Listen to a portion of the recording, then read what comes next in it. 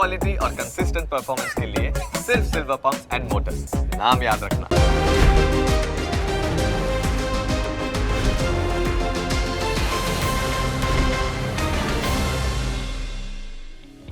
Closing capital presented by trade bulls. अब trading सबके बस की बात है। को powered by net protector. Protect your digital life.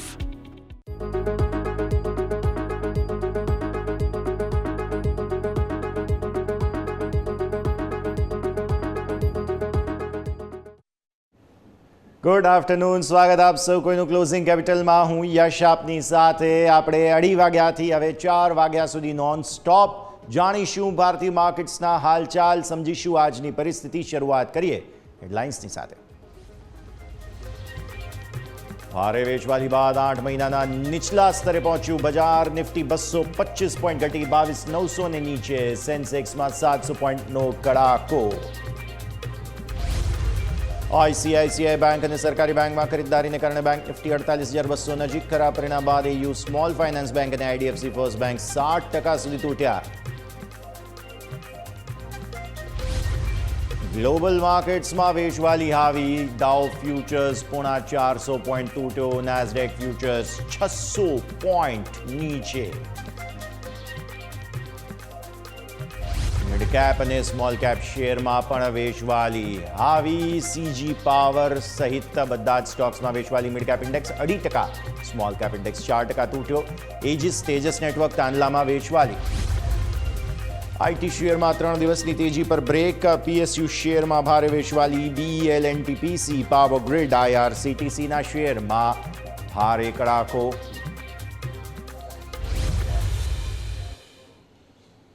આવો સીધા લઈ જઈએ ઇન્ટરેક્ટિવ વોલ પર, સમજીએ ભારતીય માર્કેટના ચાર્ટ્સ. આજે આપણે અડધો કલાક વહેલા ડિસ્કસ કરી રહ્યા છીએ ચાર્ટ્સને, ત્યારે ક્લોઝિંગ પહેલાં 1 કલાક જેવો સમય તમારી પાસે બાકી બચે છે.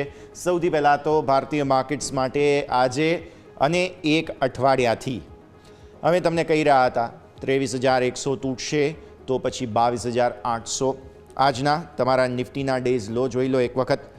22,812 અત્યારે ફ્રેશ ઇન્ટ્રાડે લોઝ બની રહ્યા છે. લાવો નિફ્ટીના ડેઇલી ચાર્ટ્સ. આ છે આપણને પ્રિસાઇઝ જે લેવલ મળ્યા છે તેનું કારણ છે મંથલી કેન્ડલ્સ જે તમારી આગળની હતી. હું તમને મંથલી કેન્ડલ્સ પછી બતાવીશ, પણ એ મંથલી કેન્ડલ્સની આપણી ટ્રેન્ડ લાઇન આપણે બનાવેલી હતી, જે ટ્રેન્ડ લાઇન પ્રમાણે આપણે કહ્યું હતું કે જો 23,100 તૂટ્યું તો 22,800 આવી જશે, અને તે આવી ચૂક્યું છે. હવે 22,800 પર જો નથી અટકતા તો નેક્સ્ટ આપણા ટાર્ગેટ થાય છે 22,300. રીઝન અગેન મંથલી કેન્ડલ છે, હું આગળ તમને બતાવીશ, પણ ડેઇલી ચાર્ટ્સ પર તમે જુઓ ફોર્મેશન એક બાદ એક નકારાત્મક વેચવાલીના બનતા જઈ રહ્યા છે. એવી જ સ્થિતિમાં મેજર ડાઉનફોલ તમને અહીંયાથી આવતો જોવા મળશે તેવું લાગી રહ્યું છે. તો આજના ચાર્ટ્સ પ્રમાણે તમને વેચવાલી જોવા મળશે. જરા મંથલી કેન્ડલ બતાવો નિફ્ટીની મંથલી કેન્ડલના હિસાબથી પણ તમને જોવા મળશે, કારણ કે 10 દિવસથી તમે આ જ રેન્જમાં ફસાયેલા હતા અને હવે તમે જુઓ છો ફ્રેશ જે સેલિંગ આવ્યું છે તેના કારણે 22,800 પણ તમે તોડી રહ્યા છો. નેક્સ્ટ તમારા માટે આ ટ્રેન્ડ લાઇન અમે બનાવીને રાખેલી છે, જે 22,500થી થોડા ઉપર જરૂર થાય છે, પણ પછી આ 20 દિવસની મૂવિંગ એવરેજ આવશે જે સીધા તમને 22,336નું લેવલ બતાવે છે, અને બસ આ જ સપોર્ટ છે. એટલે હવે ફર્ધર વેચવાલીમાં તમારા માટે મેઇન લેવલ્સ જે છે તે ખરાબ બની રહ્યા છે. હેડલાઇનમાં તમે સાંભળ્યું કે 8 મહિનાના તળિયે અત્યારે ફિલહાલ તમે પહોંચી ચૂક્યા છો, અને હવે આ 22,336 ક્રુશિયલ લેવલ તરીકે સાબિત થશે. એટલે તમારા માટે સૌથી પ્રાઇમા ફેસી મુદ્દો એ જોવો જોઈએ કે સપ્ટેમ્બરમાં જે તમારા રેકોર્ડ હાઈ બન્યા હતા ત્યાંથી જે તમે વેચવાલી આવતી જોઈ તે તમારી અહીંયા આવી હતી ઓલમોસ્ટ 26,200 ને આસપાસ હતી, રાઈટ? સો 26,220થી તમે અત્યારે 26,000 ને નીચે ઓલમોસ્ટ 22,810 પર પહોંચી ગયા છો. ફ્રેશ ઇન્ટ્રાડે લોઝ બની રહ્યા છે. મતલબ અહીંયાથી લઈને અહીંયા સુધી તમારી કેટલા મહિનાની વેચવાલી છે? 1, 2, 3, 4 મહિનાની વેચવાલીને કારણે તમે છેક એપ્રિલ મહિનામાં જે લેવલ્સ હતા તમારા એ તરફ આગળ સરકી રહ્યા છો. મે મહિનાના લેવલ્સ તમે તોડી ચૂક્યા છો. સો મેથી લઈને આ જાન્યુઆરી એટલા માટે આપણે ગણી રહ્યા છીએ અહીંયાથી ખાસ આટલું ખરાબ માર્કેટ પરફોર્મ કરી રહ્યું છે. ભારતીય માર્કેટ્સ બહુ જ ખરાબ. 15 મિનિટના ચાર્ટ લાવો. 15 મિનિટના ચાર્ટના હિસાબથી સમજીએ આપણે ભારતીય માર્કેટ્સની પરિસ્થિતિ. જુઓ, પહેલી કેન્ડલ તમારી બની ત્યારે જ વોલ્ટિલિટી આપણને જોવા મળી હતી, પણ હા, તમે ગેપ ડાઉન ઓપન થયા હતા એટલે ગેપ ફિલ કરવા માટે માર્કેટ્સ ઉપર આવ્યા. પણ આપણે એવું એન્ટિસિપેટ કર્યું હતું કે એટલીસ્ટ 23,100 એક વખત આવવું જોઈએ. 23,100 તો નહીં, 23,007 અહીંયા તમારા હાઈ બની ગયા. અને ત્યાંથી પછી જે આ કેન્ડલ બની તેણે મૂળ માહોલ સંપૂર્ણપણે ખરાબ કરી દીધો. ફરી થોડી ઇવેન્ચ્યુઅલ ખરીદદારી આવી, પણ ફરી વેચવાલીને કારણે અત્યારે તમે ફ્રેશ લો પર લો બનાવી રહ્યા છો અને હવે તમે અહીંયા આગળ આવીને ઊભા છો, જે 22,800નું લેવલ છે ત્યાં આગળ. 22,805 તમારા ફ્રેશ લો બન્યા છે અને મને લાગે છે કે આજના આપણા ટાર્ગેટ્સ હતા જે 22,800ના આટલા દિવસથી વાત કરી રહ્યા હતા તે અચીવ થઈ ગયા છે. એટલે હવે તમારા માટે 22,500 અને ત્યારબાદ 300 બે જગ્યા બને છે જે સપોર્ટ તરીકે કામ કરી શકે જો માર્કેટનું મૂડ હોય તો. બાકી પછી ફર્ધર વેચવાલી જ હાવી થવાની છે. ઓપન ઇન્ટરેસ્ટ લઈ આવો. ઓપન ઇન્ટરેસ્ટના હિસાબથી તમને જોવા મળશે મેજર એક્શન. 23,000ના પુટ હતા. તમને યાદ હશે દિવસની શરૂઆતથી આપણે વાત કરતા હતા કે 23,000ના પુટ સપોર્ટ આપશે નહીં આપે, આ તે પરિસ્થિતિ. જોરદાર કિક મળી છે અને 23,000ના કોલમાં ઓલમોસ્ટ 1 કરોડ. એટલે આ ગુરુવારે તો તમે અહીંયાથી ઉપર જવાના ચાન્સ નથી, અને છે તો પણ બહુ ઓછા પાતળા ચાન્સીસ છે. આ ઓઆઈ એટલો આસાનીથી ખસકી શકે તેવી શક્યતા નથી. એટલે આવી સ્થિતિમાં 22,500 સાયકોલોજીકલ જગ્યા બને છે એક વખત. બાકી કોલ વેચવામાં વધારે રસ છે બધાને. જુઓ, 23,300, 23,200, 23,100 બધામાં ઓઆઈ આવેલો જ છે. અને ચેન્જથી જોવા મળશે આપણને કેટલો ઓઆઈ આવેલો છે. ઓપન ઇન્ટરેસ્ટ ચેન્જ બતાવો. ચેન્જના હિસાબથી તમે જુઓ છો આ છે તમારા માટે કોલનું એડિશન. 23,000 પર સૌથી વધુ કોલ આવ્યા છે આજના દિવસે. જોવાની વાત એ છે કે તમારો વિક્સ આજે 18 ને ઉપર છે. 18 ને ઉપર વિક્સ એટલે તમારા પ્રીમિયમ બહુ હાઈ હોય, મોંઘા હોય, અને તેમ છતાં લોકોને કોલ વેચવામાં જ રસ છે અત્યારે ફિલહાલ. અમેઝિંગ. આ તરફ જુઓ 23,200ના પુટ, 23,300ના પુટ, આ બધામાં વેચવાલી થઈ છે. અને આ તરફ 22,400માં તમને જોવા મળે છે ઓઆઈ એડિશન થયા છે. વેચવાલી મતલબ ઓપન ઇન્ટરેસ્ટની એક્ઝિટ થઈ છે તેવું માનો અહીંયાથી ખાસ. અહીંયાથી ઓપન ઇન્ટરેસ્ટની એક્ઝિટ થઈ છે. એમણે લોસ બુક કર્યા હશે અથવા તો હેજિંગ જો હોય તો એ પરિસ્થિતિના પ્રમાણે.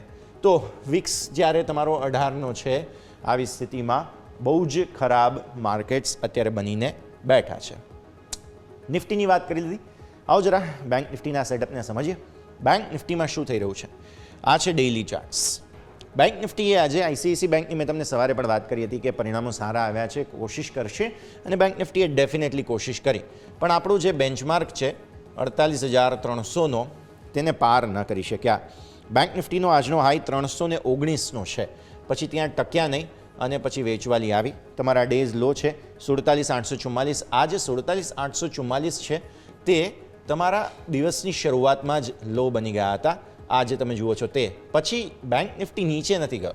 નિફ્ટીમાં ઘટાડો છે પણ બેંક નિફ્ટીમાં નથી. બેંક નિફ્ટી પૂરી કોશિશ કરી રહ્યું છે સપોર્ટ લેવાની. એટલે એક વખત જ્યાં 47,800 છે તે આગળ એક ટેમ્પરરી સપોર્ટ બની રહ્યો છે, અને જો આ ટકી રહે છે હવે તો 48,300 ઉપર ફરી નીકળીને બેંક નિફ્ટી જે 10 દિવસની મૂવિંગ એવરેજ છે જે 48,730 થાય તે તરફ જવાની કોશિશ કરશે. પણ આ જોને તોની વાત થઈ. એટલો સ્ટ્રેન્થ, એટલો કોન્ફિડન્સ નથી બેંક નિફ્ટીમાં. લાવ 15 મિનિટના ચાર્ટ લાવ, આપણે જોઈએ કેટલો કોન્ફિડન્સ છે કેટલો નથી. જુઓ, દિવસની શરૂઆત થઈ, પહેલી કેન્ડલ બની તમારી અહીંયા, સરસ કોન્ફિડન્સ છે, ખરીદદારી આવી, ટોપ આઉટ તમે અહીંયા થઈ ગયા હતા જે લગભગ તમારા માટે લેવલ થાય છે 48,200 આસપાસ. થોડી વેચવાલી જરૂર આવી, પણ આ જે કેન્ડલ બની તુરંત જ ફોલોઅપ બાઇંગ આવી ગયું અને પછી ટ્રેન્ડ લાઇન થોડી પોઝિટિવ જ જોવા મળી રહી છે. અગેઇન જે કંઈ પણ ઘટાડો આવ્યો અત્યારે તો જુઓ તો 48,081 પર છો તમે, થોડો ઘટાડો આવ્યો છે એટલે અહીંયાથી ફરી એકવાર વેચવાલી પણ આવતી જોવા મળેલી છે. મતલબ સાફ છે કે બેંક નિફ્ટીને પણ હર્ડલ આવી રહ્યું છે. આજ 48,300, 48,350 આ એક વખત હર્ડલ બની રહ્યું છે અત્યારે ફિલહાલ. તેને ક્રોસ થવું જરૂરી છે. નહીં થાય ત્યાં સુધી અહીંયા પણ પ્રોબ્લેમ્સ યથાવત રહે તેવી શક્યતાઓ ખાસ બની રહી છે. તો આ થયું બેંક નિફ્ટી 15 મિનિટ. જરા મંથલી ચાર્ટ બતાવો બેંક નિફ્ટીના પણ. એક મહિનાના ચાર્ટમાં તમને જોવા મળશે અહીંયાથી ખાસું એવું એક્શન જે છે તે બનતું જોવા મળી રહ્યું છે. બેંક નિફ્ટી ઓલરેડી પોતાના જે એક 2024ના જે ડિસેમ્બર 2023ના ડિસેમ્બર મહિનાના નવેમ્બર મહિનાના જે હાઈ છે તે લેવલને નીચે ટેસ્ટ કરી રહ્યો છે અને તે લેવલ થાય છે 48,300. મેં કહ્યું હતું તે પ્રમાણે 10 દિવસ અને 20 દિવસની જે મૂવિંગ એવરેજ છે મંથલી ચાર્ટમાં તે થાય છે 48,054. એટલે એક વખત થોડો ટેમ્પરરી સપોર્ટ આપણે કહ્યું પણ હતું સવારે કે ટેમ્પરરી સપોર્ટ લેવાની કોશિશ કરશે અને એ લઈ રહ્યો છે. હવે 48,054 જ્યાં સુધી જે છે તે જાળવી રાખે છે ત્યાં સુધી કોઈ પ્રોબ્લેમ નથી. એટલે 48,054 જે છે તે અહીંયાથી ખાસ તમે ધ્યાન પર રાખી શકો છો. હવે સ્ટોપ લોસ તરીકે જો તમારા કોઈ લોંગ હોય તો, અને જો હવે આ તૂટી જાય છે તો તમને પછી બચાવવા માટે કોઈ નહીં આવે, પછી સીધા જ નીચેના સ્તરો પર 47,300 તરફ આગળ વધતા તમે જશો. તો આજના લો ઓલમોસ્ટ 47,850ના તો છે જ, એટલે 47,300 પછી નેક્સ્ટ જગ્યા બાકી બચે છે. વાર્તા પૂરી થઈ ગઈ. ઓપન ઇન્ટરેસ્ટ લઈને આવો. ઓપન ઇન્ટરેસ્ટના હિસાબથી સમજો તમે આજે ત્યાં શું એક્શન છે. પુટમાં થોડું બિલ્ટઅપ છે અને આ છે 48,000 પર. એટલે 48,000 મેં એટલા માટે જ કહ્યું કે 48,050 છે ત્યાં સુધી તમારે કોઈ પ્રોબ્લેમ નથી કરવાનો. બેંક નિફ્ટી સપોર્ટ આપી રહેશે, પણ હા 49 તો નહીં જ આવે તેવું આ ઓઆઈ જોઈને આપણને લાગે છે કે 49,000 તો આવવાના ચાન્સ નથી જ. અને ત્યારબાદ 49,500 પર પણ કોલનો ઓઆઈ જબરદસ્ત છે. ચેન્જ બતાવો. ઓઆઈ ચેન્જના હિસાબથી પણ જોઈ લઈએ એક વખત કે શું સેટઅપ બની રહ્યું છે. આજે પુટમાં જે એક્ઝિટ થઈ છે 47,500માં તે જુઓ, જબરદસ્ત એક્ઝિટ જોવા મળી છે અહીંયાથી. ખાસ ઓલમોસ્ટ 7 લાખ ઓઆઈ તમારે એક્ઝિટ થઈ ગયા છે. આ તરફ પુટમાં એડિશન જે છે તે 48,000માં છે, તે પણ 7 લાખનું છે. એટલે જે વિક્સમાં મોમેન્ટમ આવીને એ વિક્સના મોમેન્ટમને કારણે, કેમ કે પ્રીમિયમ તમારા મોંઘા છે, આવી સ્થિતિમાં તમારે પુટ વેચવા હોય તો પછી આવા પ્રકારે કરવું પડે કામ, અને એટલા માટે જ કન્વર્ઝન થયું હોઈ શકે. આ સિવાય કોલમાં એડિશન જે છે તે એક તો 49,000 પર છે, આ તરફ તમે જુઓ 47,500માં છે, અને આ તરફ અહીંયા તમે જુઓ તો તે 48,000 પર છે. એટલે એકંદર એવું આપણને સમજવા મળે છે કે ભારતીય માર્કેટ્સમાં બેંક નિફ્ટી પૂરી કોશિશ કરી રહ્યા છે સપોર્ટ લેવાની, પણ નિફ્ટી સાથ નહીં આપે, આઈટી નહીં આપે, જેની ચર્ચા આગળ કરીશું. પણ આગળ વધીએ. એક આરબીઆઈ માફ કરશો સેબીના એક બહુ મહત્ત્વના સમાચાર જે સામે આવેલા હતા તેના પર આપણે નજર કરી લઈએ. સેબીને હવે નવા ચેરમેન મળવા જઈ રહ્યા છે. અત્યારે માધવી પુરી બુચ, અત્યારે ફિલહાલ માધવી મેમ જે છે તેઓ સેબીના ચેરપર્સન તરીકે કારોબાર સંભાળે છે. હવે નવા ચેરમેન જે છે તેના માટે સરકારે આવેદનપત્ર મગાવ્યા છે. માધવી પુરી બુચ, તેમનો કાર્યકાળ 28 ફેબ્રુઆરીના રોજ પૂર્ણ થવા જઈ રહ્યો છે, અને ત્યારબાદ તેમનો કાર્યકાળ પૂર્ણ થાય એટલે નવા ચેરપર્સન કોણ હશે તેની જાહેરાત થઈ જશે. 17 ફેબ્રુઆરી સુધી ઉમેદવારી પત્ર તમે નોંધાવી શકો. એટલે જો તમે ખાસ કહી શકાય કે અહીંયાથી ખાસ એલિજિબલ હો તો યુ કેન અપ્લાય.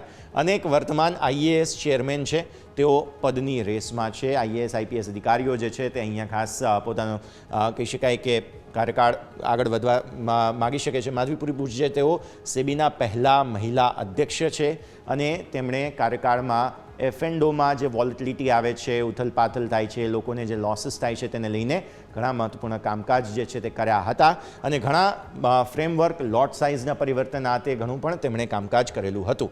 તો એમના કાર્યકાળમાં અનેક સુવિધાઓ જે છે, સુધારા છે તે અહીંયાથી ખાસ કરવામાં આવ્યા હતા. એટલા માટે થઈને તેમનો કાર્યકાળ ખૂબ જ મહત્વપૂર્ણ બનતો જોવા મળી રહ્યો છે. તો તે પણ તમારે ખાસ ધ્યાન પર રાખવાનું રહેશે. તો આ એક મહત્વના સમાચાર હતા જે પણ અમારે તમને જણાવવા જરૂરી છે. આવો હવે એક બ્રેકનો પણ ફિલહાલ સમય થઈ રહ્યો છે, તો બ્રેક લઈશું, અને બ્રેક બાદ મારા સહયોગી યોમિક આપણી સાથે જોડાશે. તેમની પાસેથી સમજીશું કે કયા કયા સ્ટોક્સ બ્રોકરેજ હાઉસીસના રડાર પર છે, અને ત્યારબાદ અન્ય અપડેટ્સ પર પણ નજર કરી લઈએ.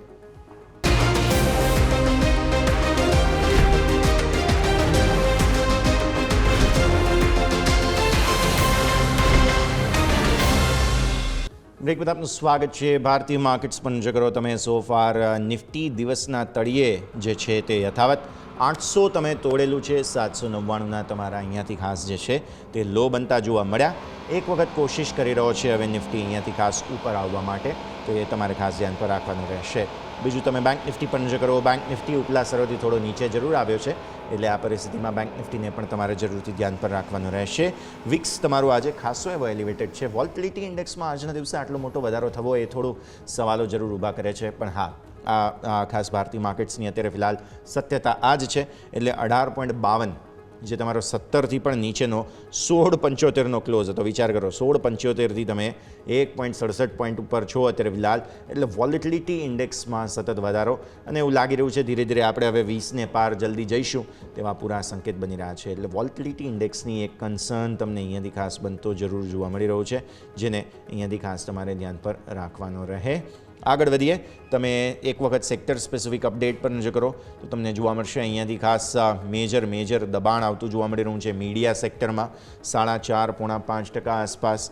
પછી તમે આઈટી જુઓ 3.5-3% આસપાસની વેચવાલી, મેટલ જુઓ તમે 3.5% આસપાસની વેચવાલી, ફાર્મા, પબ્લિક સેક્ટર એન્ટરપ્રાઇઝીસ અને પ્રાઇવેટ બેંક સૌથી ઓછી વેચવાલી આજે અહીંયા છે.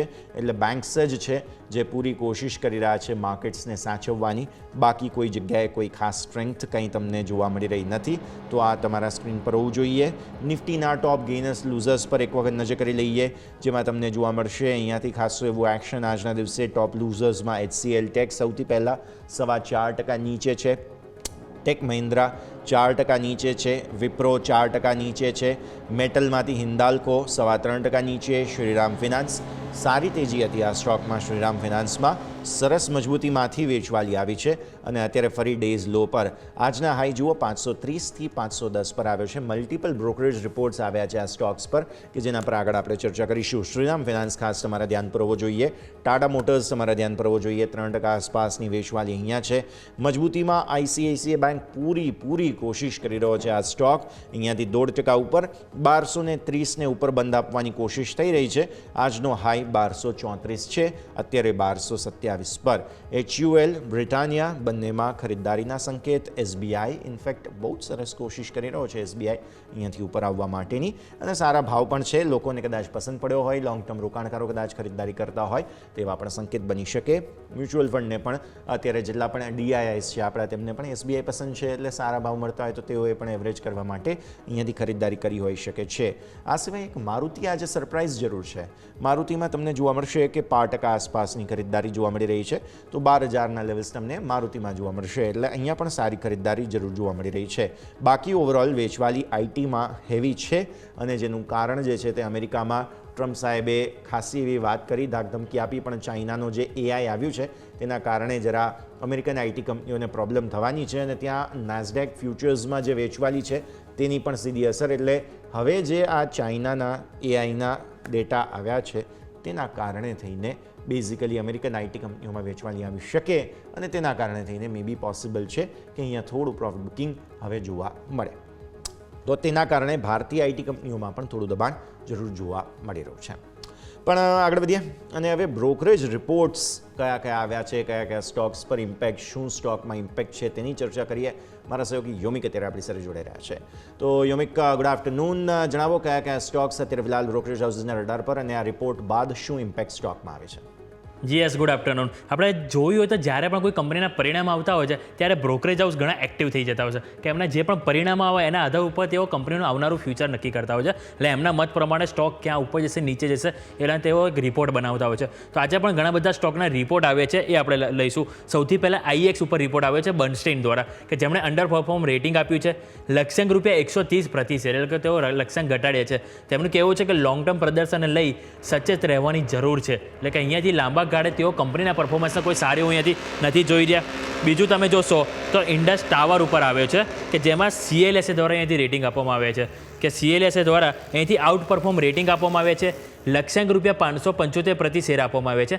કંપનીની આવક અને ઇબિડામાં વધારો જોવા મળી શકે છે એવું એમનું માનવું છે, જેના કારણે તેઓ અહીંથી પોઝિટિવ થઈ રહ્યા છે કંપનીને લઈને અને અહીં આઉટ પરફોર્મ રેટિંગ તેઓ અહીંથી આપ્યા છે અને ₹575ના લક્ષ્યાંક તેઓ આપ્યા છે.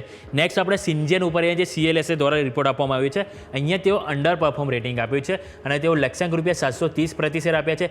US બાયોટેક ફંડિંગમાં મોડું થવાથી ગ્રોથ અનુમાન ઘટાડ્યું, એટલે કે US બાયોટેક જે છે એમનું જે ફંડિંગ જે કંપનીને આવવાનું હતું એમાં ક્યાંક ને ક્યાંક હજુ અહીંયાથી આપણને વેઇટ જોવા મળી શકે છે, જેના કારણે જે ગ્રોથ છે કંપનીનો જે થવાનો હતો, જે એક્સપેક્ટેશન હતું એમાં ક્યાંક ને ક્યાંક ઘટાડો જોવા મળી શકે, જેના કારણે તેઓથી અંડર પરફોર્મના રેટિંગ આપી રહ્યા છે. નેક્સ્ટ જોઈશું તો વિશાલ મેગામાર્ટ, જો હાલ રિસેન્ટલી આપણે લિસ્ટેડ કંપનીનો IPO હતો જેની ઉપર મોર્ગન સ્ટેનલી ઓવરવેટના રેટિંગ આપે, એટલે કે પોઝિટિવ રેટિંગ આપે છે. ₹161નો તેઓ અહીંથી લક્ષ્યાંક આપી રહ્યા છે. સિનિયર મેનેજમેન્ટમાં ફેરફાર પર ધ્યાન આપવાની જરૂર છે એવું એક સાથે તેઓએ કોમેન્ટ્રી પણ અહીંયાથી આપી છે, એ અહીંયાથી ખાસ કરીને તેઓ હાઇલાઇટ કર્યું છે. હવે લોરસ લેબ નજર કરીશું કે આજના દિવસે પરિણામ સારા આવે છે પરંતુ નફા વસૂલી સ્ટોકમાં જોવા મળી. હવે આમાં ગોલ્ડમેન સેસ શું કહી રહ્યા છે એ આપણે નજર કરીએ તો એથી સેલના રેટિંગ જેવો આપી રહ્યા છે.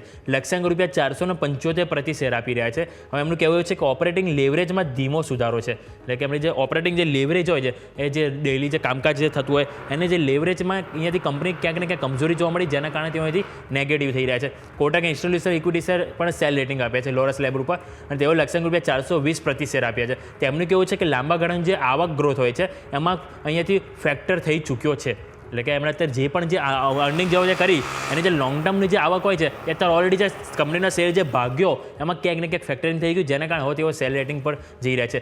મેક્રોલિસ્ટ આપણે જોઈએ યુનાઇટેડ સ્પિરિટ ઉપર કે એમના દ્વારા અહીંથી અંડર પરફોર્મના રેટિંગ આપવામાં આવે છે. લક્ષ્યાંક ₹1250 પ્રતિ શેર, અહીંયા પણ તેઓ ડાઉનસાઇડના રેટિંગ આપી રહ્યા છે. આંધ્રપ્રદેશનું માર્કેટ કંપનીનો ફાયદો કરાવશે, સામે તેઓ એક પોઝિટિવ ટિપ્પણી પણ કરી છે કે ભલે તેઓ અંડર પરફોર્મને રેટિંગ કરે પરંતુ આંધ્રપ્રદેશના માર્કેટને લઈને તેઓ અહીંથી પોઝિટિવ થઈ રહ્યા છે. નેક્સ્ટ JSW સ્ટીલ જોઈશું, જેની ઉપર સિટી દ્વારા રિપોર્ટ આપવામાં આવ્યો છે, સેલ રેટિંગ જેવો આપે છે અને લક્ષ્યાંક ₹715 પ્રતિ શેર તેઓ અહીંથી લક્ષ્યાંક આપી રહ્યા છે. અને તમે નજર કરશો તો સાથે અહીંયાથી શ્રીરામ ફાઇનાન્સ ઉપર પણ સિટીએ રિપોર્ટ આપ્યો છે કે જેમાં તેઓ ખરીદવાની સલાહ આપી રહ્યા છે, અને ખરીદવાની સલાહ તેઓ સાથે લક્ષ્યાંક ₹720 પ્રતિ શેર અહીંયાથી તેઓ આપી રહ્યા છે. અને એમનું કહેવું એવું છે કે ક્રેડિટ કોસ્ટ અનુમાન કરતાં સારી એવી છે અને સારું ઇમ્પ્રુવમેન્ટ કરી રહી છે, જેના કારણે તેઓ આવનારા સમયમાં આ કંપનીના સ્ટોકને પોઝિટિવ જોઈ રહ્યા છે અને અહીંયાથી ખરીદવાની સલાહ આપી રહ્યા છે. શ્રીરામ ફાઇનાન્સ ઉપર UBSમાં રિપોર્ટ આવે છે, એ તમને બતાવીશું. તો UBS પણ અહીંયાથી ખરીદવાની સલાહ આપી રહ્યા છે અને તેઓ લક્ષ્યાંક ₹700 પ્રતિ શેર આપી રહ્યા છે. તેમનું કહેવું એવું છે કે જે ઊંચી લિક્વિડિટીના કારણે માર્જિન ઘટ્યું છે, એટલે કે લિક્વિડિટી જે હાઈ હતી એના કારણે માર્જિનમાં આ જે ઇમ્પેક્ટ જોવા મળે ટેમ્પરરી છે, પરંતુ ઓવરઓલ તેઓ પોઝિટિવ જોઈ રહ્યા છે, જેના કારણે હજુ પણ તેઓ ખરીદવાની સલાહ આપી રહ્યા છે. ₹700 અહીંથી ટાર્ગેટ આપી રહ્યા છે. નેક્સ્ટ આપણે જોઈશું શ્રીરામ ફાઇનાન્સ ઉપર જ આપણે મોર્ગન સ્ટેનલી પણ રિપોર્ટ આપ્યો છે. મોર્ગન સ્ટેનલી અહીંથી ઓવરવેટ રેટિંગ આપે છે, એટલે કે અહીંયા તેઓ પોઝિટિવ છે, સામે તેઓ લક્ષ્યાંક ₹840 પ્રતિ શેરનો અહીંથી આપી રહ્યા છે. નફો અનુમાન કરતાં ઓછો રહ્યો, પરંતુ ઓવરઓલ બીજા સેગમેન્ટમાં તેઓ પોઝિટિવ છે એવું એમનું અહીંયાથી કહેવામાં આવ્યું છે. હવે તમે ગોલ્ડમેન સેસનો ટોરેન્ટ ફાર્મા ઉપર રિપોર્ટ આવ્યો એની ઉપર નજર કરીએ, તેમાં ખરીદવાની સલાહ આપી રહ્યા છે. લક્ષ્યાંક ₹3925 પ્રતિ શેર આપી રહ્યા છે. ઇન્ડિયા અને યુએસમાં કંપનીનું પરફોર્મન્સ સારું રહ્યું છે એવું તેઓ ખાસ કરીને હાઇલાઇટ કર્યું છે અને તેઓ અહીંથી બુલિશ વ્યૂ આપ્યો છે. સાથે તમે નેક્સ્ટ જોશો તો NTPC ઉપર ટોરેન્ટ ફાર્મા ઉપર બીજો ગોલ્ડમેન સેસનો પણ છે, જેમાં ખરીદવાની સલાહ છે. લક્ષ્યાંક 4000 છે અને GPL1 જેમની પ્રોડક્ટ છે એ કંપની માટે લાભદાયક બનશે એવું તેઓ અહીંયાથી માનવું છે, અને જેના કારણે તેઓ અહીંથી ખરીદવાની સલાહ આપી રહ્યા છે. હવે તમે NTPC જોશો, જેના પરિણામ આવ્યા હતા, જેની ઉપર બર્નસ્ટેઈને રિપોર્ટ આપ્યો છે, ખરીદવાની સલાહ આપી રહ્યા છે. લક્ષ્યાંક ₹400 પ્રતિ શેર. થર્મલ અને રિન્યુએબલમાં કંપની સારું કામકાજ કરી રહી છે, અને તમે જોયું ત્યાંનું જે સબસિડિયરી કંપની NTPC ગ્રીન એનર્જીનો IPO બાદ આ સ્ટોક ખાસ એવો પીટાયો હતો. અહીંયાથી તેઓ ખરીદીની સલાહ આપી રહ્યા છે. CLSAનો જોઈએ રિપોર્ટ, તેઓ પણ આઉટ પરફોર્મ રેટિંગ અને લક્ષ્યાંક ₹459 પ્રતિ શેરના આપી રહ્યા છે. થર્મલ પ્લાન્ટથી કંપનીનું પ્રદર્શન વધુ સારું બનશે એવું એમનું માનવું છે, જેથી કરીને અહીંયા પણ તેઓ આઉટ પરફોર્મ રેટિંગ આપી રહ્યા છે. અને સામે આવો તમે જેફરીસનું જોઈશો NTPC ઉપર રિપોર્ટ, તો જેફરીસે પણ અહીંયાથી સારો એવો રેટિંગ આપ્યા છે. બાય રેટિંગ સાથે લક્ષ્યાંક ₹500 પ્રતિ શેર, સૌથી હાઈએસ્ટ જેફરીસ અહીંયાથી આપ્યા છે. લક્ષ્યાંક એમનું કહેવું છે કે નવા શરૂ થયેલ પ્લાન્ટથી કંપનીને આગળ જતા ફાયદો થશે, એટલે કે કોક માની રહ્યો છે નવા પ્લાન્ટથી ફાયદો થશે, કોક માની રહ્યો છે કે થર્મલ પાવર પ્લાન્ટથી તેમને ફાયદો થશે, અને કોક માની રહ્યો છે કે રિન્યુએબલમાં કંપની સારું કરી છે. એટલે દરેક સેગમેન્ટમાં ક્યાંક ને ક્યાંક દરેક બ્રોકરેજ હાઉસ અહીંથી પોઝિટિવ થઈ રહ્યા છે, જેના કારણે NTPC ઉપર દરેક બ્રોકરેજ હાઉસ અહીંથી પોઝિટિવ સાથે ખરીદીની સલાહ આપી રહ્યા છે. એટલે ઓવરઓલ આપણે ઘણા બધા સ્ટોક છે કે જેની ઉપર મલ્ટિપલ હાઉસ આજે આપણે રિપોર્ટ આપીએ છીએ કે જેમાં આજે આપણને માર્કેટમાં એક એક્શન રૂપ જોવા મળ્યું છે. યસ, તો આ બધા જ કાઉન્ટર્સ છે કે જેને ધ્યાન પર રાખવાના રહેશે. અમિત, ખૂબ ખૂબ આભાર આપનો અમારા સાથે જોડાવા માટે અને આ સમગ્ર અપડેટ માટે થઈને. તો ભારતીય માર્કેટ્સમાં સીધી સ્વરૂપે આ બધા જ સ્ટોક્સની ઇમ્પેક્ટ તમને આજે આવતી જોવા મળેલી છે કે જેને નજર પર રાખવાના રહેશે. આગળ વધીએ અને હવે સ્ટોક સ્પેસિફિક સૌથી પહેલાં તો ખાસ જે કાઉન્ટર્સ તમને બ્રોકરેજ રિપોર્ટ્સમાંથી ધ્યાન પર આવ્યા છે, IEX પર આવો જરા નજર કરી લઈએ. બ્રોકરેજ રિપોર્ટ તમને જે છે તે હમણાં જ યોમિકે ખાસ બતાવ્યો છે. અત્યારે ફિલહાલ તમે નજર કરો તો IEXના કાઉન્ટરમાં સીધી ઇમ્પેક્ટ આવતી જોવા મળશે. ઓલરેડી આ સ્ટોક જે છે તે 200 ઉપર જરા વધારે ટકતો નહોતો, અને હવે આ જે પરિણામો અને બ્રોકરેજ રિપોર્ટ્સ આવ્યા છે, સ્ટોક 3.5% નીચે ફરી 162ના લેવલ્સ પર આવી ગયો છે. અંડર પરફોર્મનું રેટિંગ છે અહીંયા લક્ષ્ય 130ના મળી રહ્યા છે તમને. લોંગ ટર્મ પરફોર્મન્સ હજુ પણ થોડું કોશનવાળું રહેશે. પ્લસ IEX એવા બિઝનેસમાં છે કે જ્યાં સરકાર જે છે તે વારંવાર નિયમો કડક લાવતી હોય છે, તો આવી સ્થિતિમાં IEXને એટલો આસાનીથી બિઝનેસ કરવા, કમાણી કરવા નથી મળવાની, અને એટલા માટે થઈને પણ બ્રોકરેજ રિપોર્ટ્સ થોડું પનિશમેન્ટ આપી રહ્યા છે આ કાઉન્ટરને. નજર રાખો. નેક્સ્ટ તમે આવો ઇન્ડસ ટાવર્સ પર. ઇન્ડસ ટાવરનો જે બ્રોકરેજ રિપોર્ટ છે તે થોડો પોઝિટિવ જરૂર છે, પણ આઉટપરફોર્મ રેટિંગ છે, પણ સ્ટોકમાં આજે વેચવાલી છે 5.5-5.5% આસપાસ.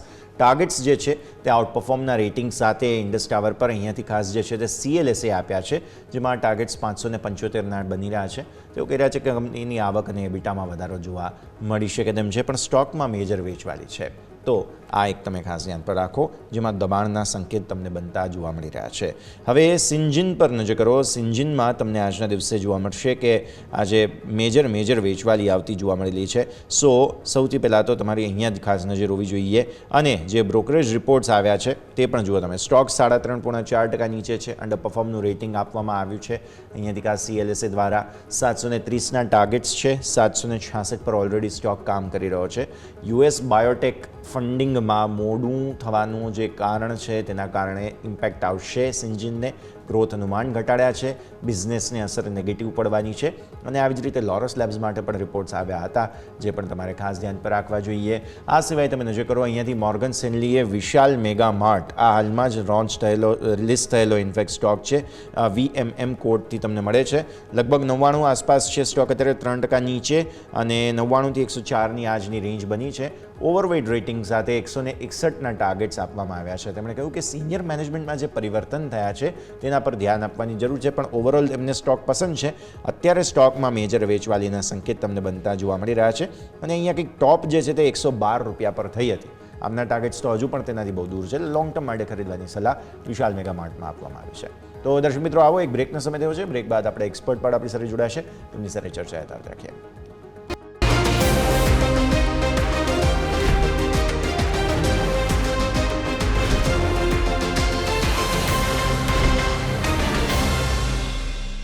તો બ્રેક બધા આપનું સ્વાગત છે. દર્શક મિત્રો, જુઓ તમે અત્યારે સોફા મહત્વપૂર્ણ જે કંઈ પણ ખાસ ઇનપુટ્સ છે તે બધાની વચ્ચે માર્કેટ્સ કોશિશ કરી રહ્યા છે 22,800 ઉપર બંધ આપવાની. આપણો ટાર્ગેટ તો 22,800 આવી ગયો, એટલે હવે 22,500 અને 300 બંને ટાર્ગેટ્સ ઓપન થઈ રહ્યા છે નિફ્ટી માટે થઈને. પણ હા, ડેફિનેટલી પ્રોબ્લેમ તો છે જ. બેંક નિફ્ટી 48,300ની નીચે જો બંધ આપે છે તો પ્રોબ્લેમ રહેશે, તે વાત પાક્કી અહીંયાથી ખાસ બની રહી છે. અત્યારે 48,300ની નીચે જ તમે કામ કરો છો અને ત્યાંથી જ રિજેક્શન આવ્યું છે. તો હવે આજે છેલ્લો અડધો કલાક બાકી બચ્યો છે, તેમાં જો કદાચ કોઈ સારી ખરીદદારી આવી જાય છે તો વાત અલગ બનશે. બાકી અત્યારે ફિલહાલ પ્રોબ્લેમ તો રહેવાની જ છે. એટલે આ સ્થિતિને ધ્યાન પર રાખો. સ્મોલ કેપ અને મિડ કેપની અંદર આજે બહુ મોટું ધોવાણ જરૂર થયું છે, એટલે મિડ કેપ અને સ્મોલ કેપ પર તમારી નજર હોવી જોઈએ, કેમ કે અહીંયા જ સૌથી વધારે આજના દિવસે વેચવાલી જોવા મળેલી છે. જે બ્રોડર માર્કેટ્સ છે તેમાં જ આજના દિવસે દબાણના સંકેતો બનતા જોવા મળેલા છે, એટલે એના પર તમારું ફોકસ હોવું જોઈએ. ટોપ લૂઝર્સ પર જો હું નજર કરું છું તો અહીંયાથી ખાસ જોવા મળે છે. સૌથી પહેલાં તો અનંતરાજ, બહુ હેવી સેલિંગ આવ્યું છે અહીંયા. નેટ વેબટેક બહુ હેવી વેચવાલી આવી છે. લોરસ લેબ્સની અંદર 11.5%ની વેચવાલી છે. અહીંયા પણ મલ્ટિપલ બ્રોકરેજ રિપોર્ટ્સ આવ્યા હતા. આ સિવાય તમે CDSL જુઓ તો ત્યાં મેજર વેચવાલી છે 11% આસપાસની. Tejas networks, Caplin point, Newgen software lower circuit પર લોક થઈ ગયો ઇનફેક્ટ આજે આ સ્ટોક. આજે AIના ને એના સમાચાર આવ્યા છે તેની પણ સીધી અસર અહીંયાથી ખાસ આવી હોય તેવું આપણને સમજવા મળી રહ્યું છે. તો આને પણ ખાસ તમારે ધ્યાન પર રાખવું જોઈએ. ટોપ લૂઝર્સમાં આ બધા જ કાઉન્ટર્સ ધ્યાન પર આવી રહ્યા છે. IDFC first bank, Swan energy, Aditya AMC, Gland Pharma, આ બધા જ કાઉન્ટર્સ છે બેઝિકલી કે જેમાં તમને દબાણના સંકેત બનતા જોવા મળી રહ્યા છે. તે તમે ધ્યાન પર રાખો.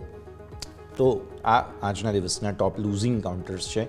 પિરામલ ફાર્મા, ટીબોટેક, કેમ્પ સર્વિસીસ તમે જુઓ, ઇન્ડીજીન તમે નજર કરો, અહીંયા પણ ખાસ દબાણના સંકેત બની રહ્યા છે. ઇન્ડિયા સિમેન્ટમાં વેચવાલી છે. RCF તમને ફરી દબાણમાં જોવા મળી રહ્યું છે. એટલે સ્ટોક સ્પેસિફિક આ બધા જ કાઉન્ટર્સ છે કે જેમાં ખાસું એવું દબાણ તમને બનતું અત્યારે જોવા મળી રહ્યું છે. આ તરફ તમે ખરીદદારી જુઓ તો બેંક ઓફ ઇન્ડિયામાં 5.5%ની ખરીદદારી છે. IDBI બેંક છે, શોભા છે. શોભા ઇનફેક્ટ બહુ બ્રિલિયન્ટ પરફોર્મન્સ અત્યારે ફિલહાલ બતાવી રહ્યો છે સ્ટોક. આને તમે ધ્યાન પર રાખો. યુકો બેંકમાં ખરીદદારી છે અને ફેડરલ બેંકમાં પણ થોડું ખરીદદારીનું પરફોર્મન્સ તમને અહીંયાથી ખાસ મળતું જોવા મળશે. પણ જો વોલ્યુમ બેઝ પર તમે જોવા જાઓ, જ્યાં પ્રાઇસ પણ વધી છે અને વોલ્યુમ્સ પણ આજે વધ્યા છે, તો તેમાં એક અદાણી વિલ્મર સામે આવી રહ્યો છે. આજે 1.5 કરોડનો વોલ્યુમ થયો છે અહીંયા. એટલે ડેફિનેટલી વોલ્યુમ સાથે જો ખરીદદારી આવી હોય તો મોટું એક્શન તો છે જ. સુમિતોમો કેમિકલ્સમાં પણ બાય ધ વે આજે વોલ્યુમ બ્રેકઆઉટ છે, કંઈક 15.5 લાખ આસપાસના વોલ્યુમ તમને જોવા મળેલા છે અને 3% આસપાસની ખરીદદારી સ્ટોકમાં જોવા મળશે તમને. સેન્ટ્રલ બેંક 4.5-4.5% ખરીદદારી છે, ટોરન્ટ ફાર્મામાં ખરીદદારી છે, આઈડીબીઆઈ બેંકમાં 5% આસપાસની ખરીદદારી છે. એટલે આ બધા જ સ્ટોક્સ છે બેઝિકલી કે જેમાં તમને વોલ્યુમ પણ વધતા જોવા મળ્યા છે અને સ્ટોકના પ્રાઇસમાં પણ વધારો જોવા મળેલો છે. તો આ બધા જ કાઉન્ટર્સને પણ તમારે ખાસ સાથે સાથે ધ્યાન પર રાખવાના રહેશે. તો ઓવરઓલ પરિસ્થિતિ તો એવું જ સમજાવે છે તમને કે અત્યારે ફિલહાલ દબાણ હજુ પણ યથાવત જોવા મળી રહ્યું છે અને નિફ્ટીના મેં જે તમને સ્ટોક્સ કહ્યા હતા નિફ્ટીના ટોપ લૂઝર્સ તે પણ હજુ પણ યથાવત સોફાર રહેતા જોવા મળી રહ્યા છે. બસ હવે કોશિશ એ છે કે અહીંયાથી 22,800 ક્લોઝિંગ બેઝિસ પર જાળવવાની કોશિશ થઈ રહી છે. બેંક નિફ્ટી નર્વસનેસ બતાવી રહ્યા છે અને હવે 48,000ની નીચેનો ક્લોઝ આવી જાય તો પછી પ્રોબ્લેમ થઈ શકે છે. 3 કે 4 સ્ટોક્સ એવા છે કે જેમાં ચાર્ટમાં બહુ ઇન્ટરેસ્ટિંગ ફોર્મેશન બની રહ્યા છે. અમુક બેન્કિંગ કાઉન્ટર્સ છે, અમુક અન્ય સ્ટોક્સ છે, બધા પર નજર કરીએ. સહયોગી યોમિક આપણી સાથે ફરી એકવાર જોડાઈ રહ્યા છે. યોમિક, જણાવો ખાસ જે ઇનપુટ્સ મળી રહ્યા છે તે પ્રમાણે કયા કયા ચાર્ટ્સ અત્યારે ફિલહાલ બહુ ઇન્ટરેસ્ટિંગ ફોર્મેશન્સ બતાવી રહ્યા છે? હું આજે આપણે જોઈએ તો જે બ્રોકરેજ હાઉસના જે બી સ્ટોક હોય કે જે બ્રોકિંગ કંપની રિલેટેડ, એક તો સ્વાભાવિક છે, એક તો CDSL છે, 361 વાલ્વ છે અને બીજા એન્જલ કે જેમાં આજે ખાસો એવો ઘસાર આવ્યો.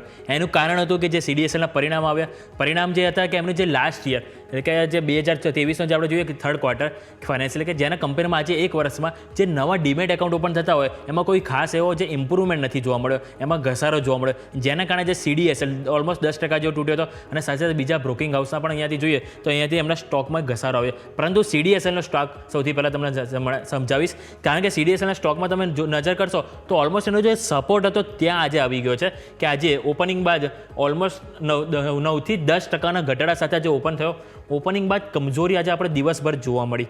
એટલે આજે મહત્ત્વનો આજે લેવલ તમે જોઈ રહ્યા છો કે જે આપણો સપ્ટેમ્બર અને ઓક્ટોબર કે જ્યાં એક ટ્રેન્ડ લાઈન અમે જે દોરી છે કે ત્યાં ફરીથી આપણને કારોબાર જોવા મળે છે. અહીંયા એક વખત આપણને સપોર્ટ મળ્યો તો બીજી વખત અહીંયાથી સપોર્ટ મળે છે અને આજે ગેપ ડાઉન ઓપનિંગ બાદ ઓલમોસ્ટ આપણે ત્યાં જ ફરીથી ઓપન થયા અને ત્યાં અત્યારે કારોબાર સસ્ટેન કરી રહ્યો છે. હવે આવા ટાઈમમાં જોવાનું રહેશે કે આ જે લેવલ છે એ કેટલું સચવાય છે.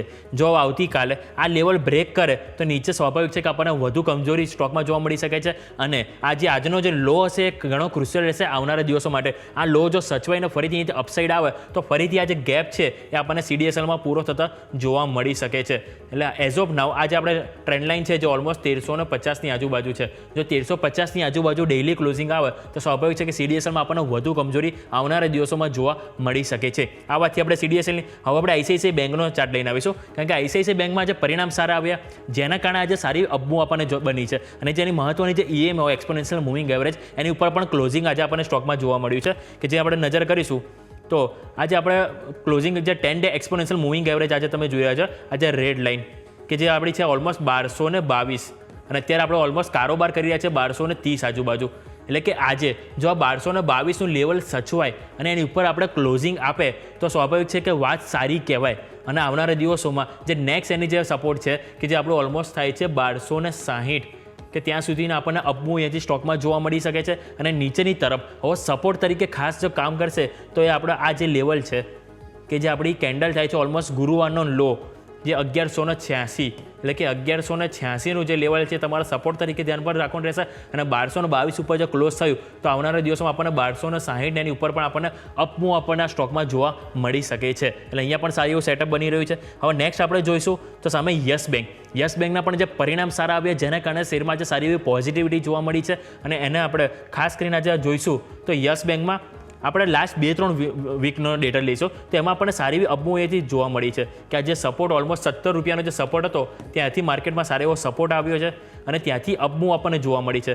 જે બાદ 2-3 દિવસ ઘસાર આવ્યો પરંતુ આજે ફરીથી પરિણામ આવ્યા અને આજે 10-day એક્સપોનેન્શિયલ મૂવિંગ એવરેજ હતી 18.47 કે જેની ઉપર આજે કારોબાર સસ્ટેઇન થયો છે. સારી વસ્તુ એક વખત આપણને લો પણ બન્યા પરંતુ જ્યાંથી ફરીથી અપમૂવ જોવા મળી અને જે 19 રૂપિયા આજે ખાસ કરીને મેં જે લાઇન દોરેલી છે 19 રૂપિયા અહીંયા જોઈશું તો વારંવાર અહીંયાથી સપોર્ટ કંપનીએ લીધો છે અને આજે ફરીથી ત્યાં જ એક હર્ડલ આપણને જોવા મળ્યું છે. એટલે કે 19 રૂપિયા જો અહીંયાથી પાર કરે તો તો આપણને ફરીથી 20, 21, 22 સુધીના પણ અહીંયાથી આવનારા દિવસોમાં લેવલ જોવા મળી શકે છે. પરંતુ એઝ ઓફ નાવ હવે મહત્વનું શું છે કે 18.47 આની ઉપર ક્લોઝ થવું જરૂરી છે. ક્લોઝ થાય તો 19 રૂપિયા એક છે કે જ્યાં હર્ડલ જોવા મળી શકે છે. 19 રૂપિયા જો અહીંયાથી પાર કરે તો અપસાઇડ અહીંયાથી આપણને સારી એવી જોવા મળી શકે છે 20, 21 રૂપિયા સુધીની. આ વાતથી આપણે યસ બેંકની. હવે લાસ્ટ હું વાત કરવા માંગીશ તો IDFC ફર્સ્ટ બેંકની. તો IDFC ફર્સ્ટ બેંકને આપણે જોઈશું તો એમાં આજે પરિણામ બાદ ઘસારો જોવા મળ્યો હતો IDFC ફર્સ્ટ બેંકના ચાર્ટમાં, કે એમાં તમે જો નજર કરશો તો કન્ટિન્યુ આપણને ડાઉન સાઇડ જોવા મળી રહી છે. આ તમે જે બ્લુ કલરની જે ટીક છે કે કન્ટિન્યુ જે જો 50 ડે એક્સપોનેન્શિયલ મૂવિંગ એવરેજ છે, લાસ્ટ આપણે નજર કરીએ તો ઓલમોસ્ટ ઓક્ટોબર મહિનાથી અત્યાર સુધીમાં આપણને એક પણ વખત 50 દિવસની એક્સપોનેન્શિયલ મૂવિંગ એવરેજની ઉપર સ્ટોકે ક્લોઝ નથી આપ્યું, જે ઘણું નેગેટિવ આપણને ટ્રેન્ડ જોવા મળી રહ્યો છે. અહીંયા આપણે એક વખત સ્ટોક આવ્યો પરંતુ ફરીથી નીચે ગયો, અહીંયા ફરીથી એક વખત સ્ટોક આવ્યો અને ફરીથી અહીંયાથી ડાઉન સાઇડ જોવા મળી રહી છે. હવે આ બધા વચ્ચે હવે કયું લેવલ છે કે જે એની ઉપર જાય તો જ આપણને સારી એવી પોઝિટિવિટી જોવા મળી શકે? તો સ્વાભાવિક છે કે આ જે 50 ડે એક્સપોનેન્શિયલ મૂવિંગ એવરેજ છે જે તમારી છે 64 રૂપિયા 14 પૈસા, કે એની ઉપર જો અહીંયાથી ડેઇલી એક્સપોનેન્શિયલ મૂવિંગ એવરેજમાં અહીંયાથી જો ક્લોઝ આપે તો સારી એવી અપટીક આપણને જોવા મળી શકે. કારણ કે ઘણા જે સ્ટોક 50 દિવસ એક્સપોનેન્શિયલ મૂવિંગ એવરેજ છેલ્લા 4-5 મહિનાથી કારોબાર કરી રહ્યો અને એમાં ક્લોઝિંગ આપે તો સારી એવો આમાંથી વોલ્યુમ પણ જોવા મળી શકે અને સારી એવી આપણને અહીંયાથી અપમૂવ પણ જોવા મળી શકે છે. અને એઝ ઓફ નાવ જો સ્ટોપ લોસ તરીકે આપણે જોઈએ નીચેના સપોર્ટ તો આપણને ઓલમોસ્ટ 59 રૂપિયા જેવો જોવા મળે છે, કે એ લોકો 59 રૂપિયાનો જો લેવલ છે એ અહીંથી સપોર્ટ તરીકે કામ કરી શકે છે, જે 2 વખત સપોર્ટ લીધો છે. એક વખત આપણે અહીંયા ઓલમોસ્ટ જૂનમાં ઇલેક્શન ટાઈમે અને જે બાદ અહીંયા આપણને જાન્યુઆરીના સ્ટાર્ટિંગમાં અહીંયાથી આપણને જોવા મળે છે કે સ્ટોકમાં અહીંથી સારો એવો સપોર્ટ જોવા મળે છે. એટલે સપોર્ટ તરીકે 59 રૂપિયા અને ઉપર આપણે લેવલ જોઈશું તો 64.14, કે એની ઉપર જાય તો આપણને સારી એવી આપણને જોવા મળી શકે છે. એટલે ઓવરઓલ આપણે આ વાત થઈ તો ICICI બેંક, યસ બેંક અને IDFC ફર્સ્ટ બેંક અને સાથે સાથે CDSL કે જેમાં આજે મોટું કરેક્શન આવ્યું છે, મહત્વના સપોર્ટ ઉપર આ સ્ટોક કામ કરી રહ્યો છે. જે સપોર્ટ સચવાય તો સારું છે, વરના આપણને સારી એવી આમાં બીજી પણ ડાઉન સાઇડ સ્ટોકમાં જોવા મળી શકે છે. યસ તો સપોર્ટ પર અત્યારે ફિલહાલ આ બધા સ્ટોક્સ જેને ધ્યાન પર રાખવાના રહેશે. યોમિત, ખૂબ ખૂબ આભાર આપનો અમારા સાથે જોડાવા માટે થઈને. તો સ્ટોક સ્પેસિફિક આ બધા જ કાઉન્ટર્સ છે કે જેના પર તમારું ફોકસ હોવું જોઈએ. આવો એક બ્રેકનો સમય થઈ ગયો છે. બ્રેક લઈએ અને બ્રેક બાદ આપણા એક્સપર્ટ આપણી સાથે જોડાશે, તેમની સાથે ચર્ચા કરીએ.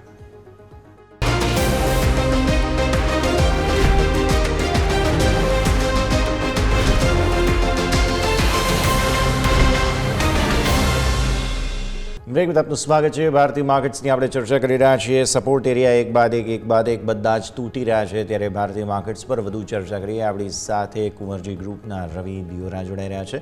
રવિ સર, સ્વાગત. અને સૌથી પહેલાં તો ગુડ આફ્ટરનૂન સર. ફરી એકવાર મોટો દિવસ કે જ્યારે આપણે 22,800ના મહત્ત્વના સપોર્ટ હતા જેને પણ તોડી ચૂક્યા છીએ. એટલે હવે એપ્રિલ મહિનાના જે તળિયું હતું તે સ્તરો પર આપણે આગળ વધતા જોવા મળી રહ્યા છે અને 8 મહિનાના ન્યૂનતમ સ્તરો પર નિફ્ટી આવી પહોંચ્યો છે.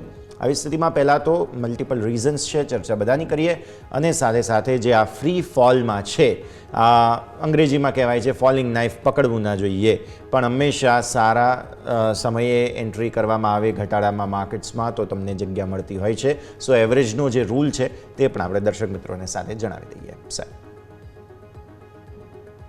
डेफिनेटली આ એક કહેવત છે કે ફોલિંગ નાઇફ પકડના જોઈએ. હાલાકી હાયર લેવલે જે ઓલરેડી સ્ટોક લઈને ઇન્વેસ્ટરો બેઠા છે એમની પાસે કોઈ બીજો ઓપ્શન જ નથી. આઈ થિંક એ લોકો પોતાનો સ્ટોક ઉપરના લેવલથી જો હોલ્ડ કરતા હોય તો જેને નવું બાય કરવું છે, એટલું મોટું કરેક્શન છે, એટલો મોટી વીકનેસ આવી ચૂકી છે, તો અહીંથી મીન્સ કે હવે કંઈ ખાસ મને એવું લાગે છે કે જે મોટા હોલ્ડર છે, જે લોકો થોડું હોલ્ડ કરી શકે છે, જે લોકો લાંબા સમય માટે ઇન્વેસ્ટમેન્ટ પોતાનું રાખી શકે છે, એને વધારે ઇસ્યુ નથી. બેઝિકલી આજે જે કરેક્શન છે મીન્સ આપણે હંમેશા આમ જોઈએ તો કોઈ વાર પોતાના રીઝનથી, કોઈ વાર ગ્લોબલ રીઝનથી આપણે થોડું હાઈ લેવલથી સેલિંગ પ્રેશર હમણાં ફેસ કરતા આવ્યા છે. આ એક ચેન્જ ઇન થોડું સેન્ટિમેન્ટ છે. જ્યાં સુધી કોઈ મેજર સેન્ટિમેન્ટ ના આવે ત્યાં સુધી આને કોઈ ખાસ ફરક પડે એવું લાગતી નથી રહ્યું. અત્યાર સુધી એક પ્રોટેક્ટર સેક્ટર હતું, એ હતું આઈટી, અને આઈટી સ્ટોક્સમાં પણ આજે જે સવારે ચાઇનાના ન્યૂઝ કે એ લોકો પણ સેમ મીન્સ કે જે ChatGPT કે એનવિડિયા અને સાથે અધર જે ગૂગલ જેવા મોટા પ્લેયર છે એમને બિલિયન્સ ઓફ ડોલરની ઇન્વેસ્ટમેન્ટ કરી અને પોતાના ચેટ ચાલુ કરે છે, પોતાનું મીન્સ કે અત્યારે મેજર પોતાનો પ્લેટફોર્મ ડેવલપ કરીને અત્યારે ગ્લોબલ આઈટીમાં એ લોકો હબ બનવા જઈ રહ્યા હતા. હાલાકી ચાઇના એનાથી બહુ નીચી કોસ્ટમાં આ જે સ્કિલ છે એ ડેવલપ કરી છે, અને આમ જોઈએ તો આ 2 મહિનામાં સ્કિલ ડેવલપ ના થયો હોય આમાં ચાઇના છે એ બેઝિકલી જોઈએ તો ત્યાંની વ્હીકલ કંપનીઓ છે કે ઇલેક્ટ્રોનિક કંપનીઓ છે થોડું કોપી પેસ્ટમાં માહેર છે એ લોકો અને થોડું સ્પીડમાં કરી શકે છે. આઈ થિંક એ ડેફિનેટલી થોડું યુએસની આઈટી કંપનીઓને હટ કરી ગયું અને એના હિસાબે ટેસ્લા જે 8% ડાઉન છે પ્રી માર્કેટમાં. તો આઈ થિંક આ એક સૌથી મોટું રીઝન છે અને જેના હિસાબે નાસ્ટેક 720 પોઈન્ટ ડાઉન છે. આઈ થિંક આ રીઝનથી આપણે થોડા નીચે આવી ગયા. હાલાકી આ ડીપસીક છે એ સાચામાં કેટલો ડીપ છે એ આગળ જતા ખ્યાલ આવશે, કારણ કે અત્યારે ચાઇના અને જે રીતે યુએસના મીડિયા રેગ્યુલેશન, મીડિયા રાઇટ અને ગ્લોબલ પ્રેઝન્સ છે એ અત્યારે તેવું નથી લાગી રહ્યું કે બહુ મોટું કોમ્પિટિશન એનવીડિયા અને આ મોટી કંપનીઓને નડે. ઇમિડિયેટલી એ લોકો ફ્રી મીન્સ કે સેવા આપી રહ્યા છે, તો એમને આ ઇસ્યુ છે અને એના હિસાબે આપણે આઈટી કંપનીઓને આજે સારું કરેક્શન આવી ગયું. સાથમાં WHO ના ન્યૂઝ અને સ્પેક્યુલેશનથી પણ આજે જોઈએ તો આપણી આ કંપનીઓ, ફાર્મા કંપનીઓમાં ઘણું મોટું કરેક્શન આવ્યું. કારણ કે મીન્સ કે WHO નું જે ડિસિઝન છે આજ નથી લેવાયું, જે આપણું, કારણ કે માર્કેટ સેન્ટિમેન્ટ નેગેટિવ થયું છે તો કોઈ પણ ન્યૂઝ સાચા હોય કે ખોટા, ઇમ્પેક્ટ નેગેટિવ સાઈડ આવવાની હોય તો એ આવી જાય છે. હવે WHO જે માંથી વિડ્રોલ કર્યું જ્યારે યુએસ પ્રેસિડેન્ટે, એમને જ્યારે પ્રેસિડેન્સી જોઈન કરી દિવસ રાત્રે એમને WHO માંથી વિડ્રો કર્યો અને એનું સાઇન પણ કરી દીધું હતું બિલ. આજે સવારે ઉલટા એ ન્યૂઝ હતા કે WHO માં એ ફરીથી જોઈન થવા માટે વિચારે છે અને એની સામે મીડિયા સ્પેક્યુલેશન એવું કહે છે કે જો એ WHO માં નીકળશે તો આ કંપનીનો આટલો લોસ જશે, આ કંપનીનો. આવું કંઈ પણ વેલિડ રીઝન નથી, પણ છતાં માર્કેટ ડરેલું છે. ઓલરેડી આવા ન્યૂઝના હિસાબે થોડું કરેક્શન વધારે આવે છે. તો મારા હિસાબે આ બધું અત્યારે અફવાઓ છે, સ્પેક્યુલેશન છે અને જ્યારે નેગેટિવ ટાઈમ આવે છે ત્યારે મીન્સ કે જ્યારે કોઈ તાવ આવે તો ત્યારે કમર સેજ દુખતી હોય તો પણ વધારે બેક પેન થઈ જાય. આઈ થિંક આ એક સેમ એવું રીઝન છે કે જ્યારે થિન લાઇન પર ચાલતા હોય ત્યારે આવી નકારાત્મક પરિસ્થિતિ આવે. પણ ઓલ ઓવર સિચ્યુએશન વાઇઝ એવું લાગી રહ્યું છે કે માર્કેટમાં પર્ટિક્યુલર જે ઓવર વેલ્યુએશનના ઇસ્યુ હતું, જ્યાં બહુ મોટા પ્રોબ્લેમ હતા, જ્યાં મીન્સ કે માર્કેટ જ જોઈએ તો 24ના પીએ ચાલતું હતું એ 21 આવી ચૂક્યું છે. તો ઘણા બધા ઓવર વેલ્યુએશનના ઇસ્યુ ખતમ થયા છે અને એક્યુમ્યુલેશનનો ટાઈમ આ જ હોય છે. આવી રીતે બધું જ જ્યારે તમને એવું લાગે કે માર્કેટમાં દૂર દૂર સુધી કોઈ પોઝિટિવિટી નથી, હવે માર્કેટ હમણાં નહીં ચાલે, આટલા બધા રિસ્ક છે, એ જ ટાઈમે માર્કેટ બોટમ બનાવતું હોય છે. મારા મત મુજબ જે માર્કેટ હાલની પરિસ્થિતિ છે એ એની બોટમ બનાવવાના એક લાસ્ટ ફેઝ પર છે.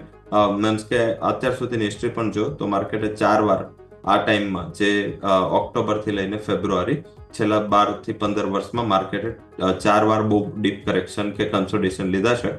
એ ઓલવેઝ ફેબ્રુઆરી કે માર્ચમાં બોટમ બનાવીને આખું વર્ષ ચાલતું હોય છે, માર્ચથી ડિસેમ્બર, માર્ચથી જાન્યુઆરી, ફેબ્રુઆરી. તો આવું જ પરિસ્થિતિ હશે. જ્યારે માર્કેટ કરેક્ટ થયું છે આગળ ઓક્ટોબરથી લઈને ફેબ્રુઆરીમાં, ત્યારે માર્કેટ માટે ઇન્ક્લુડિંગ સબપ્રાઇમ ક્રાઇસિસ, ઓઇલ એમ્બાર્ગો હોય કે પછી સાથમાં આપણા પણ ઇલેક્શનનું હેંગઓવર હોય, તો ઘણી જગ્યાએ આ જ ટાઈમે માર્કેટે કરેક્શન આપ્યું છે અને આ જ કરેક્શન જે છે એ માર્કેટને બૂસ્ટ સાબિત થયું છે. તો આવી હોપ રાખવી જોઈએ. ફંડામેન્ટલ ઇન્વેસ્ટર છે જે લોંગ ટર્મ 6-12 મહિના સુધી વેઇટ કરી શકે છે, એ લોકો પોતાની પોઝિશન હવે વેચે નહીં. ઓલરેડી ડીપ કરેક્શન આવી ગયું છે તો ઉછાળો આવે એની રાહ જોવી જોઈએ. ઉછાળાની રાહ તો જરૂર જોવી જોઈએ. વ્યૂ આ પ્રમાણે અહીંયાથી ખાસ બનતો જોવા મળી રહ્યું છે, નજર રાખવાની રહેશે. સર, આવા માર્કેટમાં સ્ટોક્સ કયા કયા તમને અટ્રેક્ટિવ લાગે છે? એક્યુમ્યુલેશનની જગ્યા, short term, medium term, long term કોઈ જગ્યા બનતી હોય તો તેની હવે વાત કરી લઈએ. રવિ સર, જરૂરથી બજેટ પ્લસ પર્ટિક્યુલર જે ડોમેસ્ટિક ઇકોનોમી પર કન્ઝમ્પશન ચાલતા હોય એ વધારે સ્ટોક પર ફોકસ કરવું જોઈએ. બ્રિટાનિયા લાસ્ટ ટાઈમ પણ આપણે રિકમેન્ડ કર્યું હતું. મારા હિસાબે બ્રિટાનિયા પર ફોકસ કરો. અહીંયા કંઈક ગ્લોબલ ઇસ્યુનું એટલું મેજર પ્રોબ્લેમ નહીં આવે. સેકન્ડ સુમિતોમો કેમિકલ છે, જે એક્સેલ ક્રોપ કેર કરીને કંપની હતી, હવે એનું નામ સુમિતોમો કેમિકલ છે. છેલ્લા 3 ક્વાર્ટરની અર્નિંગ એક્સ્ટ્રાઓર્ડિનરી કંપની આપી રહી છે અને આ ઉપરાંત બજેટ પણ છે. Agriculture, chemical related stock sector આમાં ફોકસમાં રહેતા હોય છે. તો પહેલું રિકમેન્ડેશન એ રહેશે, મીન્સ કે તમને આજનો જ લો 460 છે, જો લો થી આસપાસ એક્યુમ્યુલેશન કરવા મળે શોર્ટ ટર્મમાં આ એક પોર્ટફોલિયો સ્ટોક છે, ખરીદી કરી લો. સ્ટોપ લોસ રાખો જો તમે ટ્રેડર છો તો 428. મને લાગે છે આ સ્ટોક તમને મીન્સ આવતા 6-1 મહિનામાં ઉપરની બાજુ 620 સુધીના લેવલ આરામથી આપી શકે છે. તો પહેલી રિકમેન્ડેશન સુમિતોમો કેમિકલ રહેશે. સેકન્ડ રિકમેન્ડેશન બ્રિટાનિયા રહેશે. મારા મત મુજબ અહીંયા બોટમ બની ચૂકી છે અને સ્ટોક છે એ મીન્સ કે આજે માર્કેટ એટલું ખરાબ હતું, વોલ્ટાઇલ હતું, એક પણ વાર આ સ્ટોકે પોતાની તેજીની મોમેન્ટ મૂકી નથી. હજી પણ એવું લાગી રહ્યું છે જેવું માર્કેટમાં સ્ટેબિલિટી આવશે અહીંયા એક સારી રિકવરી આવી શકે છે. 5180 આસપાસ ટ્રેડ કરી રહ્યો છે. 5170 બાય કરો, 5120 નું સ્ટોપ લોસ રાખો. ઉપરની બાજુ જે ટાર્ગેટ છે, જો તમે શોર્ટ ટર્મ હોલ્ડ કરશો તો 5902 આ એક ટાર્ગેટ આનો મીડિયમ ટર્મનો, શોર્ટ ટુ મીડિયમ ટર્મનો રહેશે. તો આ બે રેકમેન્ડેશન સુમિતોમો કેમિકલ અને બ્રિટાનિયા, મારા મત મુજબ ડિસ્પાઇટ ઓફ માર્કેટ હેડવિન્ડ્સ અને વોલ્ટાલિટી, અહીંયા તમને મીન્સ કે આ એક ટ્રેન્ડિંગ સ્ટોક રહી શકે છે અને અહીંયા કોઈ મોટા કરેક્શનના ચાન્સીસ નથી. હવે બે સ્ટોક એવા લો જ્યાં થોડું કોન્ટ્રા ઓપોર્ચ્યુનિટી એકાદ વર્ષના આઉટલુકથી લાગી રહી છે અને સ્ટોક છે એ એટલે આપણે અત્યાર સુધી પરચેસ નહોતા કરતા કારણ કે અહીંયા વેલ્યુએશનના પ્રોબ્લેમ હતા.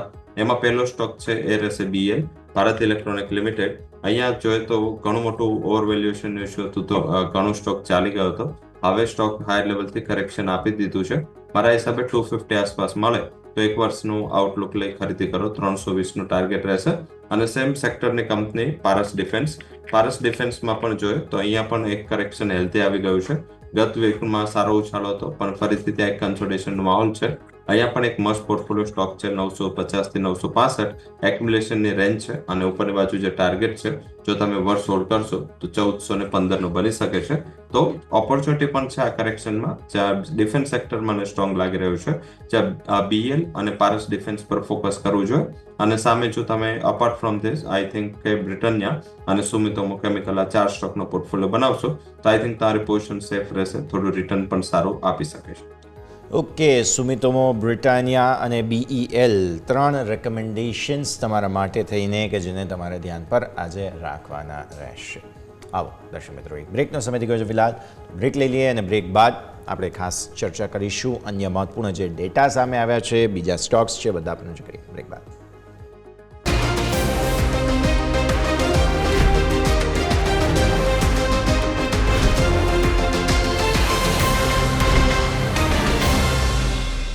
તો બ્રેક બાદ આપનું સ્વાગત છે. ભારતીય માર્કેટ્સ આપણે હવે તે કહી શકાય કે મંદીનું જ આજનું ક્લોઝ આપવા તૈયાર છે અને એ જ તરફ આગળ વધી રહ્યા છે. ત્યારે તમે સપ્ટેમ્બર 2024માં ટોપ બનાવી, ત્યાંથી લઈને 2025 જાન્યુઆરી પૂરો થવા આવ્યો, તમે સતત મંદીમાં છો, રાઈટ?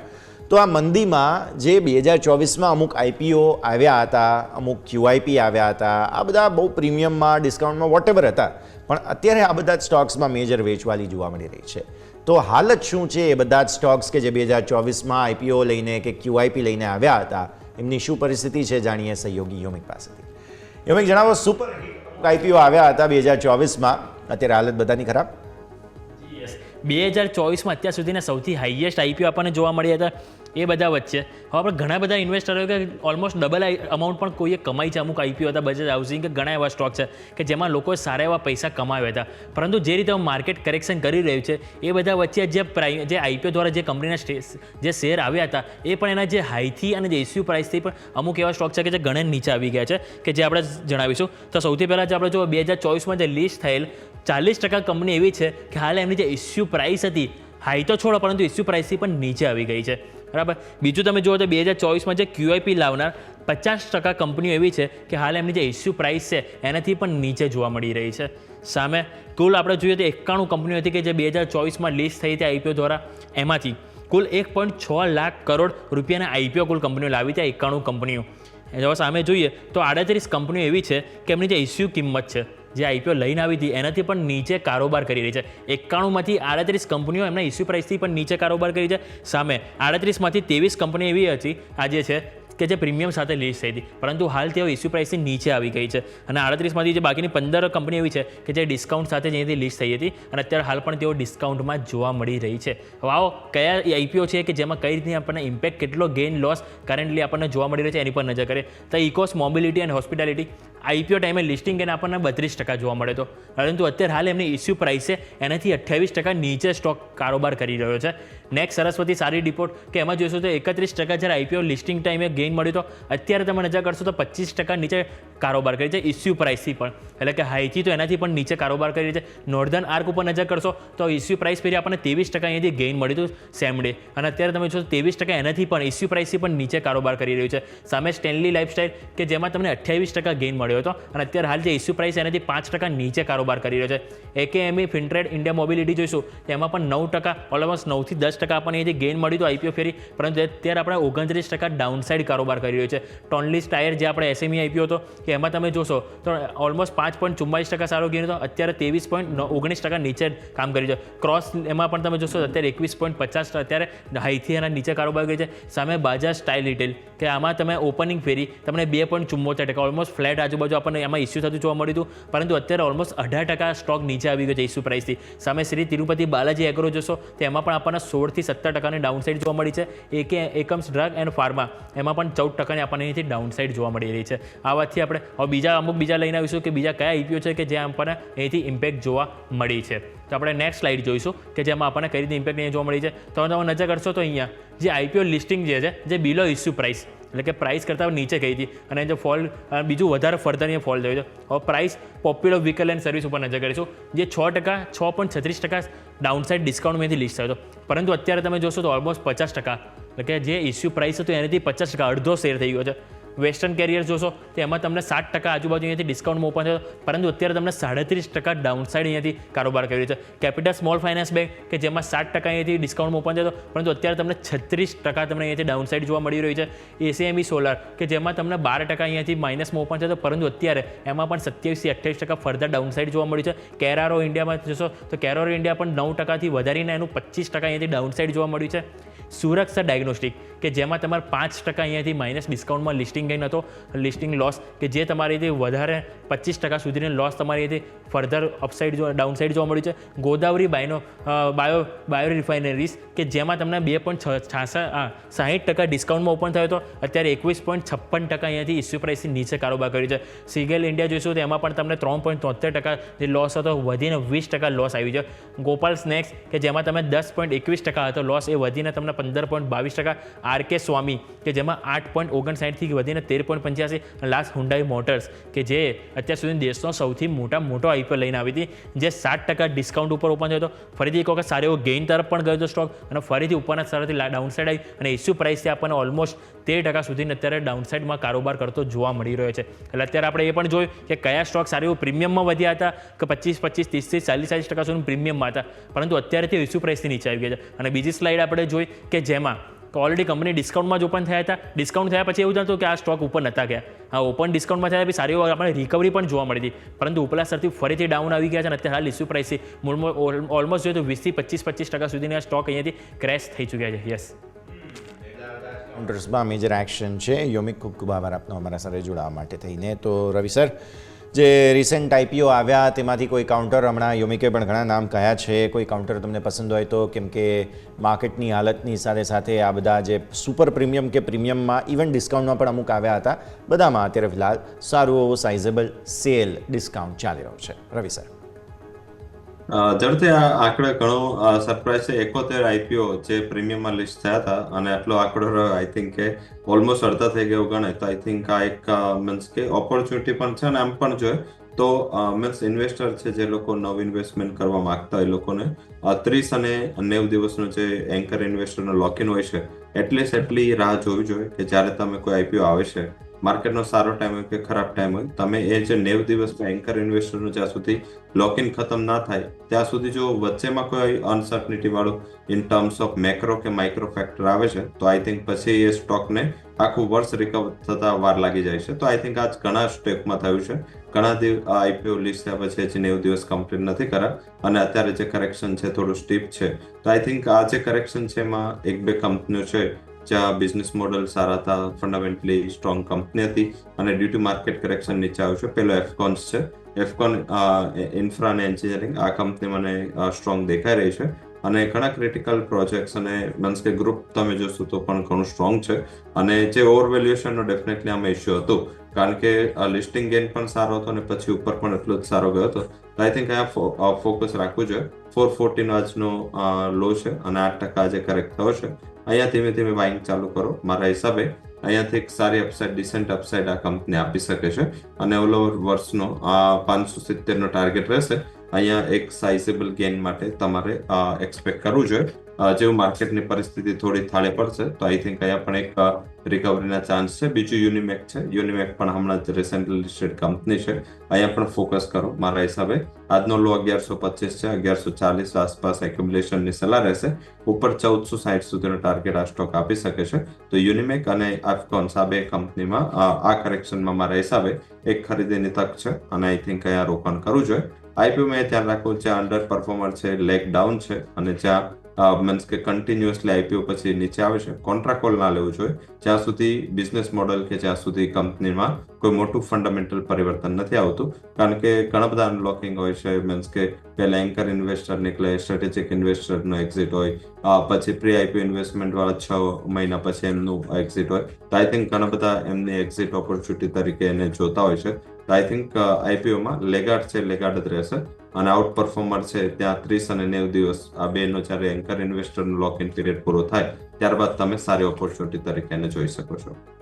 ઓકે, સો વ્યૂ આ પ્રમાણે જોવા મળી રહ્યું છે. એફકોન્સ તમને રેકમેન્ડેશનના જે રિસેન્ટલી લિસ્ટેડ જે સ્ટોક્સ છે તેમાંથી યુનિપેક સરની સલાહ છે. આ બધા જ કાઉન્ટર્સને તમારે જરૂર ધ્યાન પર રાખવા જોઈએ. આગળ વધીએ. આઈટી સ્ટોક્સની સર તમે વાત કરી.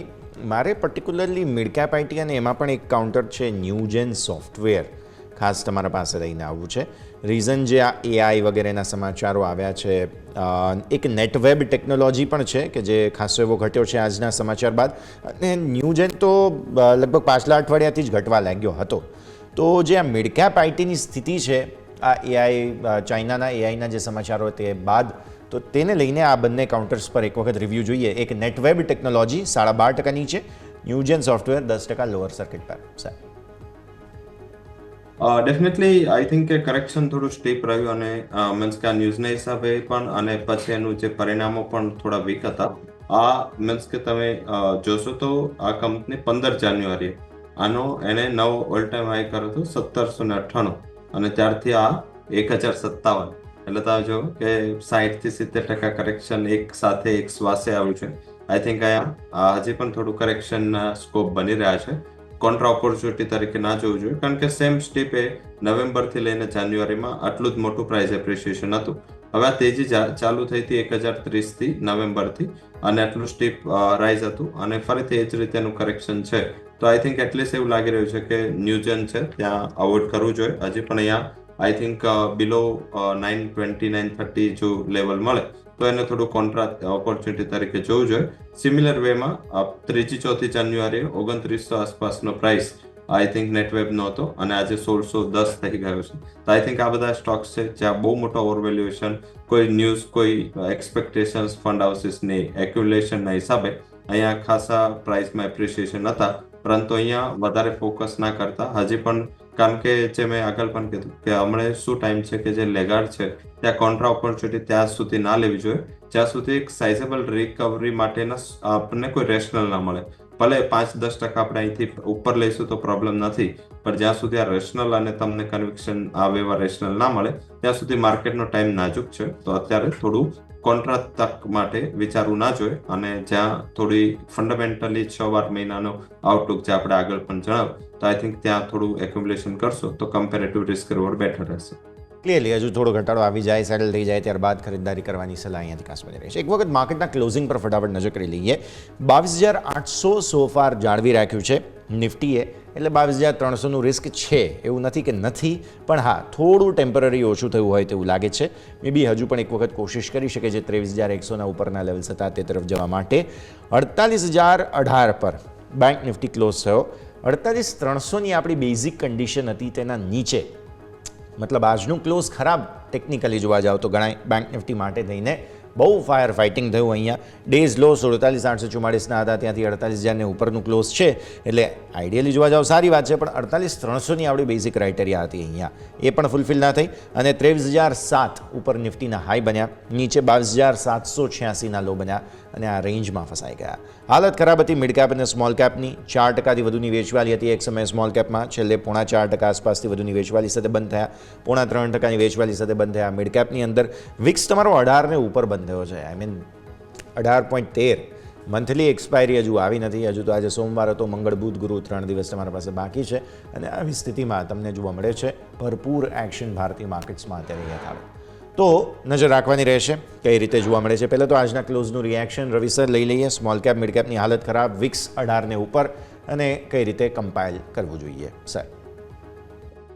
જરૂરથી વિક્સનો ચાર્ટ ના જોવો જોઈએ, પરંતુ વીકલી ચાર્ટ જોશો છો વિક્સનો તો એનું ઇન્ડિકેશન કંઈક ઓર છે. બહુ વધારે તમને ત્યાં ખરાબી દેખાશે, કારણ કે ચાર્ટ વાઇઝ જે છે એ એક રાઉન્ડિંગ પેટર્ન બનાવી રહ્યો છે અને રાઉન્ડિંગ પેટર્ન પ્રમાણે 22-24 સુધીના લેવલ ત્યાં એક્શન થાય તો નવાય નહીં એવું કહી શકાય. અને ઇવેન્ટ્સ પણ ઘણી છે, બજેટ છે, સાથે ફેડની મીટિંગ પણ છે, તો ધીમે ધીમે વિક્સ છે એ થોડું એન્કર રહેશે, ઉપરની સાઈડ રહેશે. અને આના હિસાબે જે ઓપ્શન સેલર છે એ લોકોને માટે થોડું ફાયદાકારક છે, કારણ કે મીન્સ કે વોલ્ટાલિટી છે જે ઓવરનાઇટ પોઝિશન નથી રાખતા એમના માટે ફાયદાકારક છે ઇન્ટ્રાડે ટ્રેડર જે છે. અધરવાઇઝ જોઈએ તો આ વિક્સ એટલી લેવલ પર છે ને આગળ જો કદાચ જે અહીંથી વધે તો હેજિંગ કોસ્ટ બહુ વધી જાય. તો મારા હિસાબે મીન્સ કે થોડું ક્રિટિકલ ઝોન છે અને વિક્સ જ્યારે ત્યારે 20 ઉપર કે 20 આસપાસ પહોંચ્યો છે ત્યારે માર્કેટે રિવર્સલ આપ્યું છે. તો બંને સાઇન છે, એક હજી એવું નથી લાગી રહ્યું કે પેનિક ખતમ થયું છે જે રીતે વિક્સ જઈ રહ્યો છે, જે રીતે વિક્સ સસ્ટેન થયો છે. અને સેકન્ડ સાઇડ જો તો મીન્સ કે જ્યારે 20 ઉપર જાય છે વિક્સ ત્યારે માર્કેટે થોડું બોટમ બનાવ્યું છે શોર્ટ ટર્મની. તો પહેલા તો એવું છે કે લાઈક આ વોલ્ટાલિટી વધશે, હજી પણ માર્કેટને એન્ઝાયટી છે. વિધાઉટ મીન્સ કે કાલથી જોઈએ તો કાલે એશિયાનો ઘણા માર્કેટ બંધ થવાના છે, લાઈક ચાઇના બંધ છે, કાલે હોંગકોંગ પણ 9:30 બંધ થઈ જશે. આ ઉપરાંત તાઇવાન, કોરિયા ઓલરેડી બંધ છે. તો આઈ થિંક મહદ અંશે જોઈએ તો જાપાન સિવાયના તમામ એશિયન માર્કેટ ક્લોઝ છે. એટલે હવે જે પણ વોલ્ટાલિટી આવશે સવારે નહીં જોવા મળે, જે પણ ઇવેન્ટની વોલ્ટાલિટી છે સેકન્ડ હાફમાં યુરોપ ઓપન થશે ત્યારે જોવા મળશે અને ત્યારે થોડી વોલ્ટાલિટી વધશે. એટલે મારું એવું માનવું છે કે વિક્સ હજી પણ અહીંયાથી થોડું એન્કર રહેશે, ઉપર રહેશે, જ્યાં સુધી બજેટના રિલેટેડ અનસર્ટનિટીઝ ખતમ નથી થતી અને બજેટના રિલેટેડ શું આવે છે એ ખતમ નથી થતું ત્યાં સુધી વિક્સ ઉપર રહેશે. બજેટના દિવસે શું થઈ શકે, બજેટના દિવસે એક તો ઇવેન્ટનું રિસ્ક જાય એનો એક એડવાન્ટેજ મળશે માર્કેટને. અને કઈ જો નેગેટિવ પણ ના, આપણે પોઝિટિવની જરૂર પણ નથી આ લેવલ પર, અને કદાચ ગવર્મેન્ટના જે બેલેન્સ શીટ એટલો અલાઉ પણ નહીં કરે, પણ જો નેગેટિવ નથી આવતું તો પણ માર્કેટ એને પોઝિટિવલી રિએક્ટ કરશે. તો વિક્સ મારા હિસાબે 1 તારીખ સુધી એન્કર્ડ રહી શકે છે. ઓકે, સો વ્યૂ આ પ્રમાણે અહીંયાથી ખાસ બની રહ્યું છે, નજર રાખીશું. રવિ સર, રૂપિયાની વાત હવે કરીએ. આરબીઆઈના ડેટા આવ્યા, ફોરેક્સ રિઝર્વ આપણું જે છે તે ઘટ્યું છે અને રૂપિયો સ્વાભાવિક નબળો પડતો હોય તો ફોરેક્સ રિઝર્વ મેનેજ કરવા માટે યુઝ થાય. $77 બિલિયન યુઝ ફોરેક્સ રિઝર્વનો જે છે તે આરબીઆઈ દ્વારા કરવામાં આવ્યો 4 ઓક્ટોબરથી જે છેલ્લે 17 અથવા તો 27 જાન્યુઆરી સુધીનો ડેટા તમે ગણો તો. આજે જે ડેટા આવ્યા એ પ્રમાણે ભારતનું ફોરેક્સ રિઝર્વ છેલ્લે ઓક્ટોબરમાં કંઈક $701.176 બિલિયન પર હતું. $77 બિલિયન યુઝ કર્યો છે રૂપિયાને ટેકો આપવા માટે અને હવે ફોરેક્સ રિઝર્વ કંઈક 17 જાન્યુઆરી 2025 પ્રમાણે ઘટીને કંઈક $623.983 બિલિયન થઈ ગયું છે. આ સમયગાળા દરમિયાન રૂપિયો જે છે તે ઓલમોસ્ટ 3% સુધી ઘટ્યો છે, 83થી 86 આવી ગયા આપણે. 1 ઓક્ટોબર 2024થી 27 જાન્યુઆરી સુધી તમે જુઓ તો 2.97% ઘટાડો બતાવે છે અને ક્રૂડમાં વધારો થયો છે, સામે ટ્રેડ ડેફિસિટમાં વધારો થયો છે. આ બધું ચિંતાનું કારણ છે. યુએસ ફેડ વ્યાજદર ઘટાડે તો હજુ પણ ડોલર મજબૂત રહી શકે તેમ છે, ડોલર ઇન્ડેક્સ મજબૂત રહે, અલ્ટિમેટલી રૂપિયાને અસર પડવાની છે. બજેટમાં અને હવે જે પોલિસી આવવાની છે આવતા સપ્તાહે, તે બંનેમાં આપણું ફોકસ જે છે તે રૂપિયા પર સરકાર કઈ રીતે ધ્યાન આપે છે અને આપણા જે ફોરેક્સ રિઝર્વ અને ટ્રેડ ડેફિસિટ છે તેના પર કઈ રીતે ધ્યાન આપે છે, કદાચ તે જ કમેન્ટ્રી સૌથી વધારે મહત્વની રહેશે. રવિ સર, જેમથી ફિસ્કલ ડેફિસિટ એક સૌથી મોટું અને સૌથી પાયાનું ને એકમાત્ર અત્યારે રેશનલ માર્કેટ માટે છે. હવે એમાં બંને સાઈડ થોડા પેચ છે. જો ફિસ્કલ ડેફિસિટને ઇન્ક્રીઝ કરવામાં આવે તો એફઆઈએસ ને પસંદ નહીં આવે, જે અત્યારે ઓલરેડી માર્કેટ પસંદ આવી પણ નથી રહ્યું. અને સેકન્ડ કે જો એ નહીં વધારે ફિસ્કલ ડેફિસિટ કે થોડું મીન્સ કે આ કમ્ફર્ટ ઝોનની બહાર નહીં જાય તો સ્પેન્ડિંગ ઓછું થશે. તો અત્યારે ઓલરેડી ગવર્મેન્ટના કેપેક્સના રિલેટેડ માર્કેટમાં કન્સર્ન છે. આના માટે એમને આઈધર તો ડિસઇન્વેસ્ટમેન્ટનો રૂટ અપનાવવો પડશે, જે પણ પીએસયુ કંપનીઓને રાજની આવે. તો આઈ થિંક ઘણું બધું ફેક્ટર છે જે આ વખતે થીન લાઇન પર બજેટની આશા છે. સેકન્ડ, રિઝર્વ બેંક છે, ત્યાં મીન્સ કે કદાચ જો પોલિસી કટ થાય તો રૂપી ઉપર વીકનેસ આવશે ઇન્ડિયામાં, કારણ કે જો આપણે રેટ કટ કરીએ છીએ અને ફેડરલ રિઝર્વ જો આ સપ્તાહે રેટ કટ નથી કરતું તો એક પોલિસી ડિફરન્સિએશનનું નેગેટિવ પોઈન્ટ રૂપી પર આવે, કારણ કે આપણે ઇન્ફ્લેશન 1 મહિનાનું નીચે રહ્યું છે, હાલાકી આ ટ્રેન્ડ નથી બન્યો. તો આઈ થિંક જો ઇન કેસ સ્ટેપ લે છે રિઝર્વ બેંક તો ટેમ્પરરી કદાચ સેન્ટિમેન્ટ ઇક્વિટીઝના સપોર્ટિવ થાય પણ કરન્સી માર્કેટ એને નેગેટિવ લેશે. તો આઈ થિંક આ એક થોડું ફેક્ટર જોવાનું છે. પણ અત્યારે બંને સ્ટેટસ કોની આશા રાખીએ કે પછી મેજરલી અત્યારે તમે જો ડેફિસિટ પણ 4.5% કે એનાથી ઓછી ગવર્મેન્ટ મેન્ટેન કરે છે તો પણ જે સૌથી મોટું રિસ્ક એ છે કે યુએસ પ્રેસિડેન્ટના જે ડિસિઝન ચાલુ થયા છે આ એક જૂની સિસ્ટમ એમની ફરીથી ચાલુ થઈ છે જે એમના ફર્સ્ટ ટર્મમાંથી અને ઓવરનાઇટ કોઈ ડિસિઝન લેવા લાઈક કોલંબિયા પર ડિસિઝન લઈ લીધું ઓવરનાઇટ એને હટાવી પણ લીધું WHO માં એન્ટર થયા એક્ઝિટ થયા હવે ત્યાં એન્ટર થવાની વાત કરે છે પેરિસ એગ્રીમેન્ટથી એક્ઝિટ થયા તો આઈ થિંક આજે બહુ શોર્ટ ટર્મમાં ડિસિઝન લે છે એની કરન્સી બાસ્કેટ પર અક્રોસ ધ ગ્લોબ તમામ ઇમર્જિંગ બાસ્કેટ પર અસર છે અને આપણે પણ આમાંથી મીન્સ કે બાકા ત્યાં સુધી રહીશું જ્યાં સુધી આના ઉપર કોઈ મેજર કમેન્ટ નહીં આવે તો થોડું વીકનેસ રહેશે મારા હિસાબે રૂપી છે તો તમને રિઝર્વ બેન્કે ઘણા પ્રયત્ન કર્યા છે $77 બિલિયન ઓછા ના કહેવાય ઇન્ટરવેન્શન પણ છતાં રૂપીમાં આટલું સ્ટેબિલિટી જોવા નથી મળી એક્સટર્નલ ફોર્સીસ ખાસા એવા છે અને ડોલર ઇન્ડેક્સ પણ જો 111 112 આસપાસ આવે તો મારા હિસાબે અહીંયા તમને થોડું રૂપી પર વીકનેસ જારી રહેશે FIs પોતે વેચવાલી જારી રાખી છે સતત આઉટફ્લો છે તો નજીકના સમયમાં બજેટમાં હા ડેફિનેટલી જો ડેફિસિટની ટાર્ગેટ 4.5 4.6 થી ઘટાડીને 4.4 જે ગોલ્ડમેનની પણ એક્સપેક્ટેશન હતી તો જો 4.4 કે આસપાસનું જો આ ડેફિસિટ આવે છે તો રૂપીમાં એકાદ દિવસ પૂરતું તમને એપ્રિસિએશન જોવા મળશે ઓલ ઓવર આઉટલુક રૂપીનું અને તમામ ઇમર્જિંગ બાસ્કેટ કરન્સીનું નેગેટિવ લાગી રહ્યું છે ક્લિયરલી સો વ્યૂ અહીંયા હજુ પણ નેગેટિવ બનતો જોવા મળે તેવી શક્યતા ખાસ બની રહી છે નજર રાખવાની રહેશે આગળ વધીએ હવે જરા નિફ્ટીના ટોપ લૂઝર્સ પર નજર પડે છે જેમાં મેટલ સ્ટોક્સ સામે આવી રહ્યા છે હિન્દાલ્કો JSW સ્ટીલ વેદાંતા બધા હવે ટાટા સ્ટીલ ઇવન અમુક રિપોર્ટ્સ એવા છે સર કે ચીનનું જે સસ્તું સ્ટીલ આવી રહ્યું છે તેની આપણા ભારતીય સ્ટીલ કંપનીઓ પર અસર પડી છે પહેલાં તો આને લઈને કદાચ પોસિબલ સરકાર કોઈ સ્ટેપ લે કે નહીં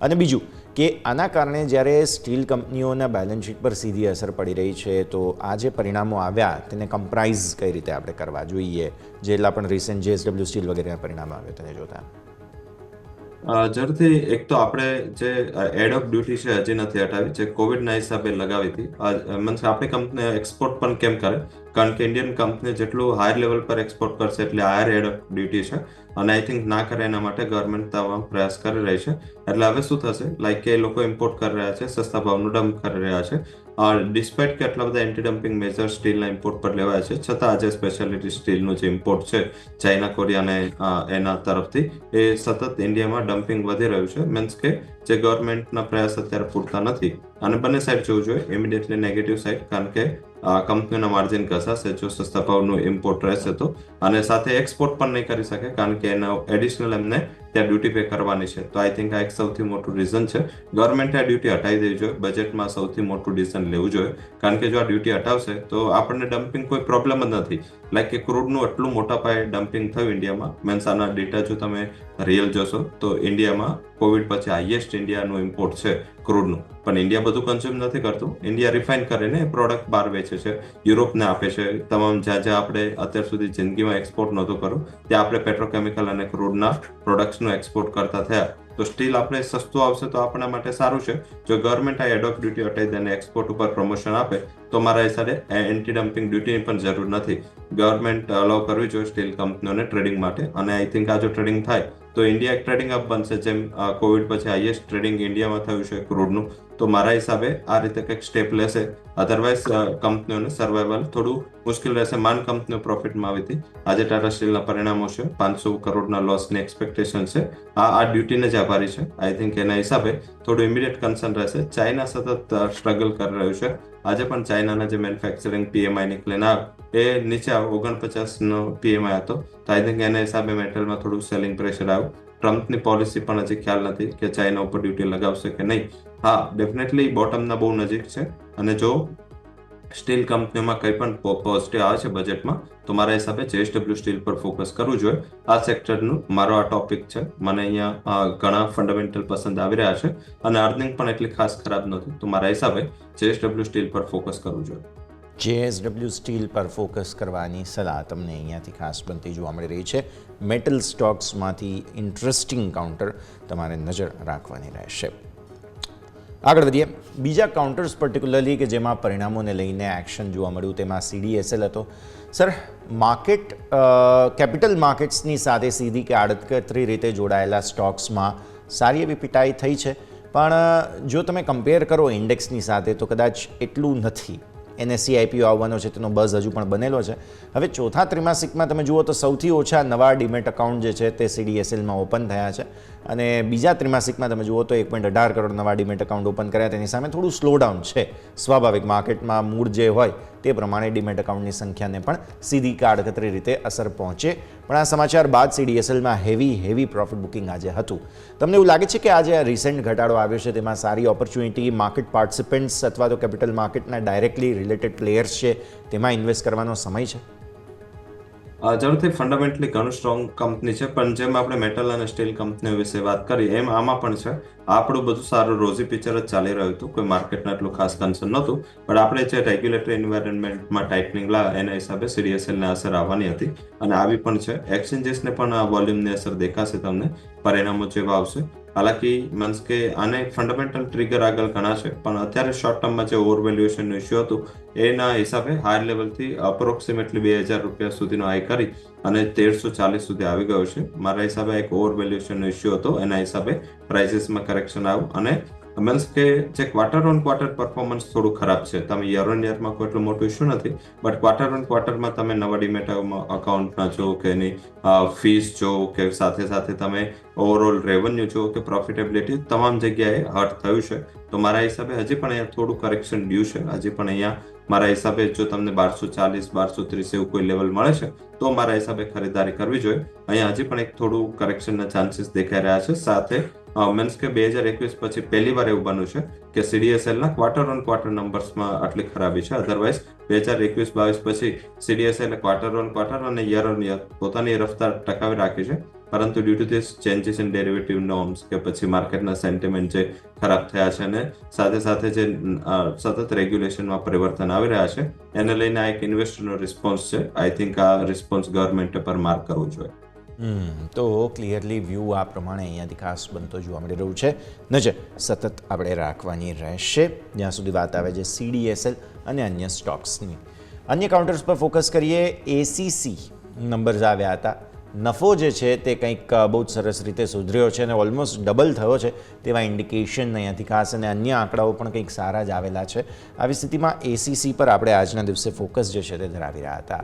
સિમેન્ટ સેક્ટરમાં આપણે જાણીએ છીએ સર કન્સોલિડેશનનો સમય છે અત્યારે ફિલહાલ. ઇવેન્ચ્યુઅલી બે જાયન્ટ પ્લેયર સામે આવી રહ્યા છે. એક તરફ આદિત્ય બિરલા ગ્રુપ છે, એક તરફ અદાણી ગ્રુપ છે, અને આવી સ્થિતિમાં પરિણામો અપસાઇકલ જે ચાલી રહી છે કેપેસિટી એક્સપેન્શનની, આ બધાની વચ્ચે ACCને કઈ રીતે જોઈશું? નંબર્સ બ્રિલિયન્ટ પોસ્ટ કર્યા છે.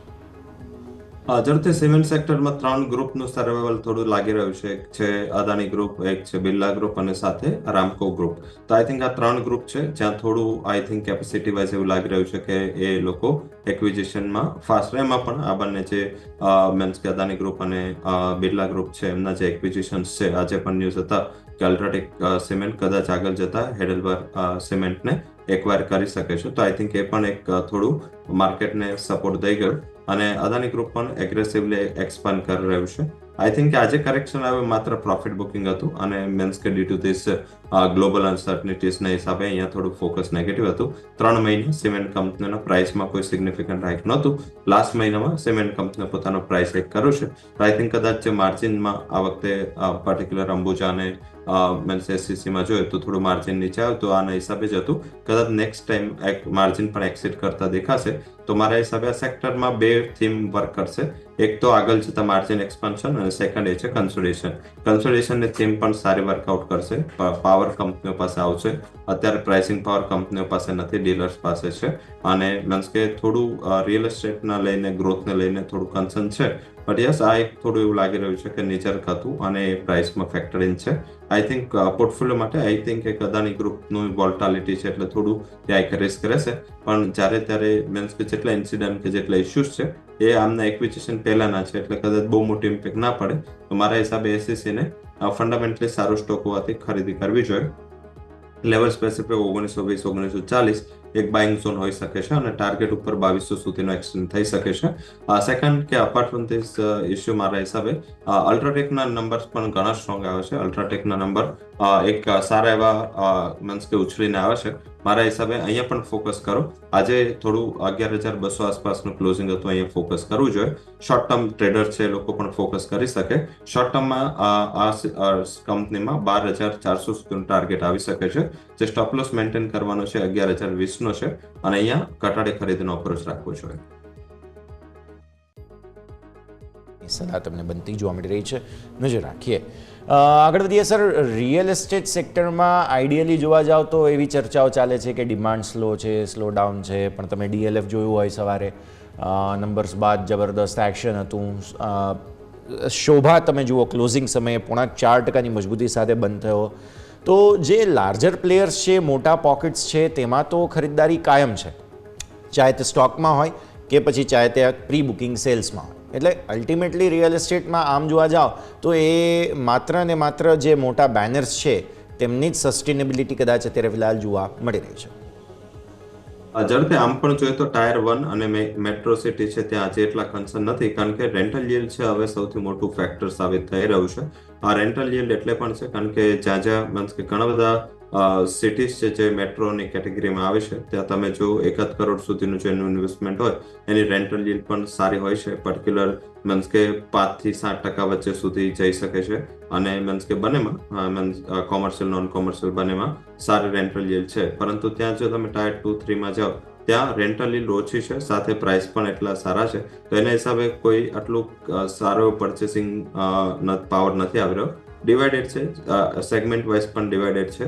એરિયા વાઇઝ અમદાવાદ સાથે જોઈએ તો ગુજરાતમાંથી અમદાવાદ સાથે પુણે, મુંબઈ ઉપરાંત NCR, બેંગલુરુ, આ બધા એવા સ્થળ છે, એટલા કન્ટેન્ટ છે જ્યાં રિયલ એસ્ટેટ સેલ્સમાં કોઈ પ્રોબ્લેમ નથી. પહેલા દિવસે બીજા દિવસે સ્કીમ પૂરી વેચાઈ જતી હોય છે. તો આઈ થિંક અહીંયા બેઝ કંપનીઓ છે જેનું ગાઈડન્સ પણ સારું છે.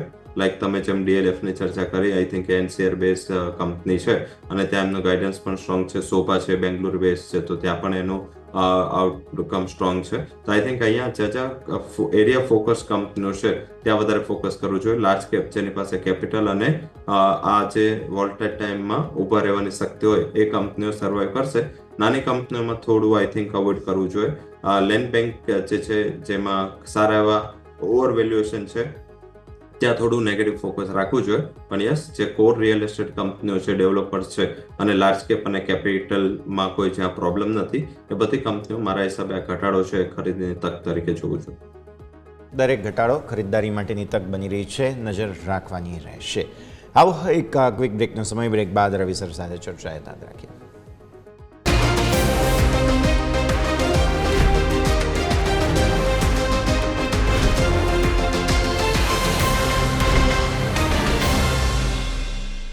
બ્રેક બાદ સ્વાગત છે. ભારતીય માર્કેટ્સના ક્લોઝ બાદ આપણે ચર્ચા કરી રહ્યા છીએ સ્ટોક સ્પેસિફિક, જેમાં નેક્સ્ટ કાઉન્ટર આપણે સૌ કોઈએ ચર્ચા કરવી જોઈએ તે છે Laurus labs.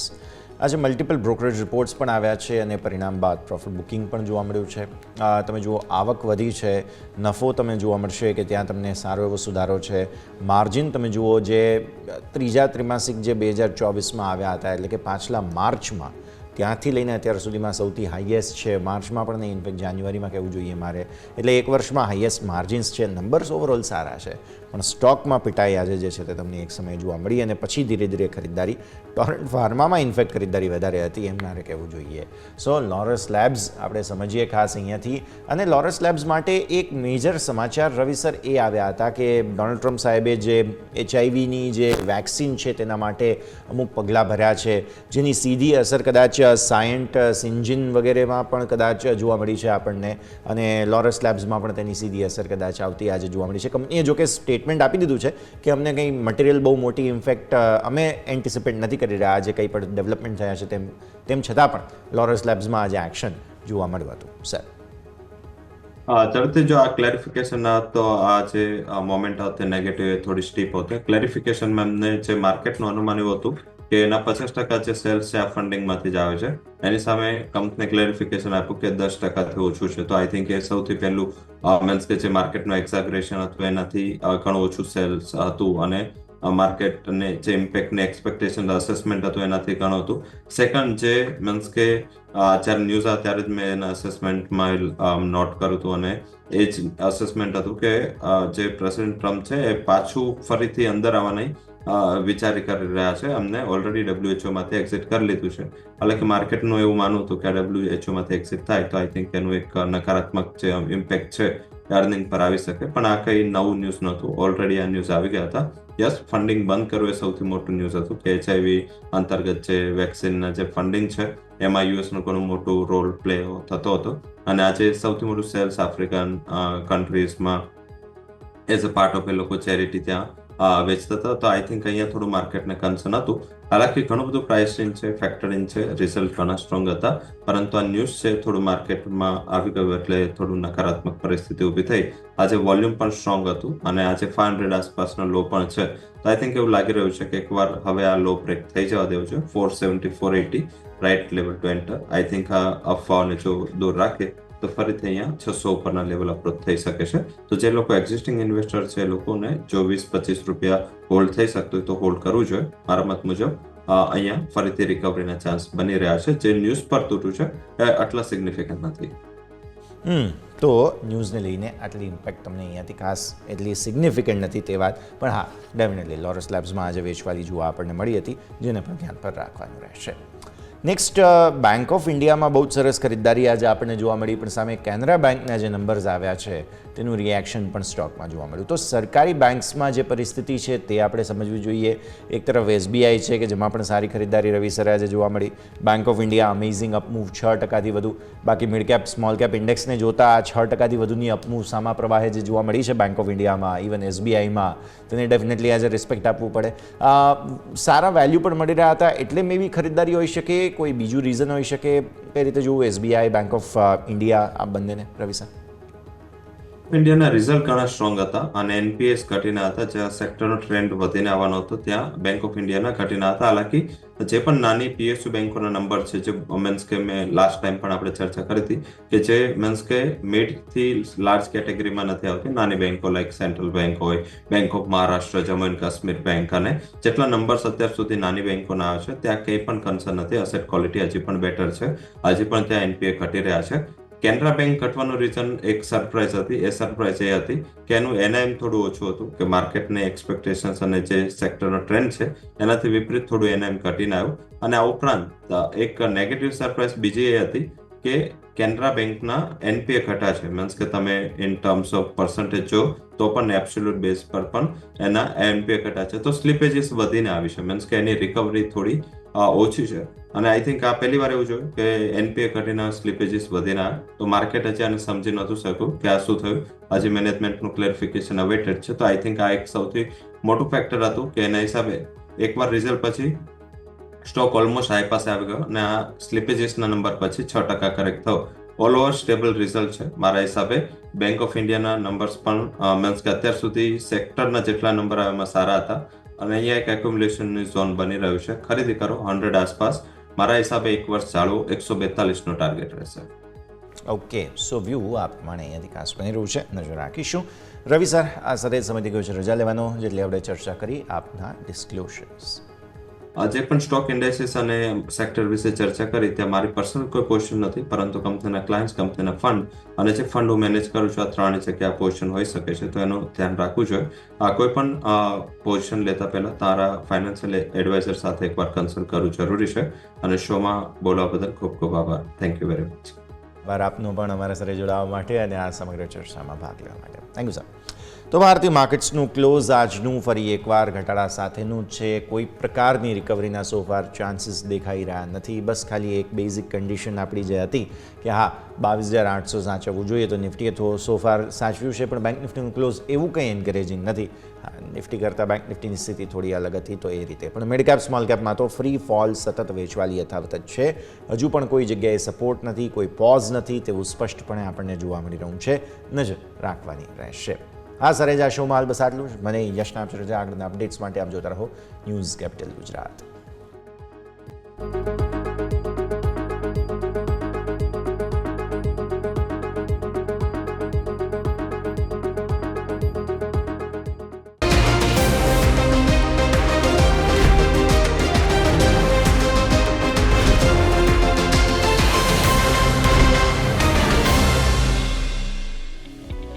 Rising capital presented by Tradebulls. अब ट्रेडिंग सबके बस की बात है। को powered by net protector, protect your digital life.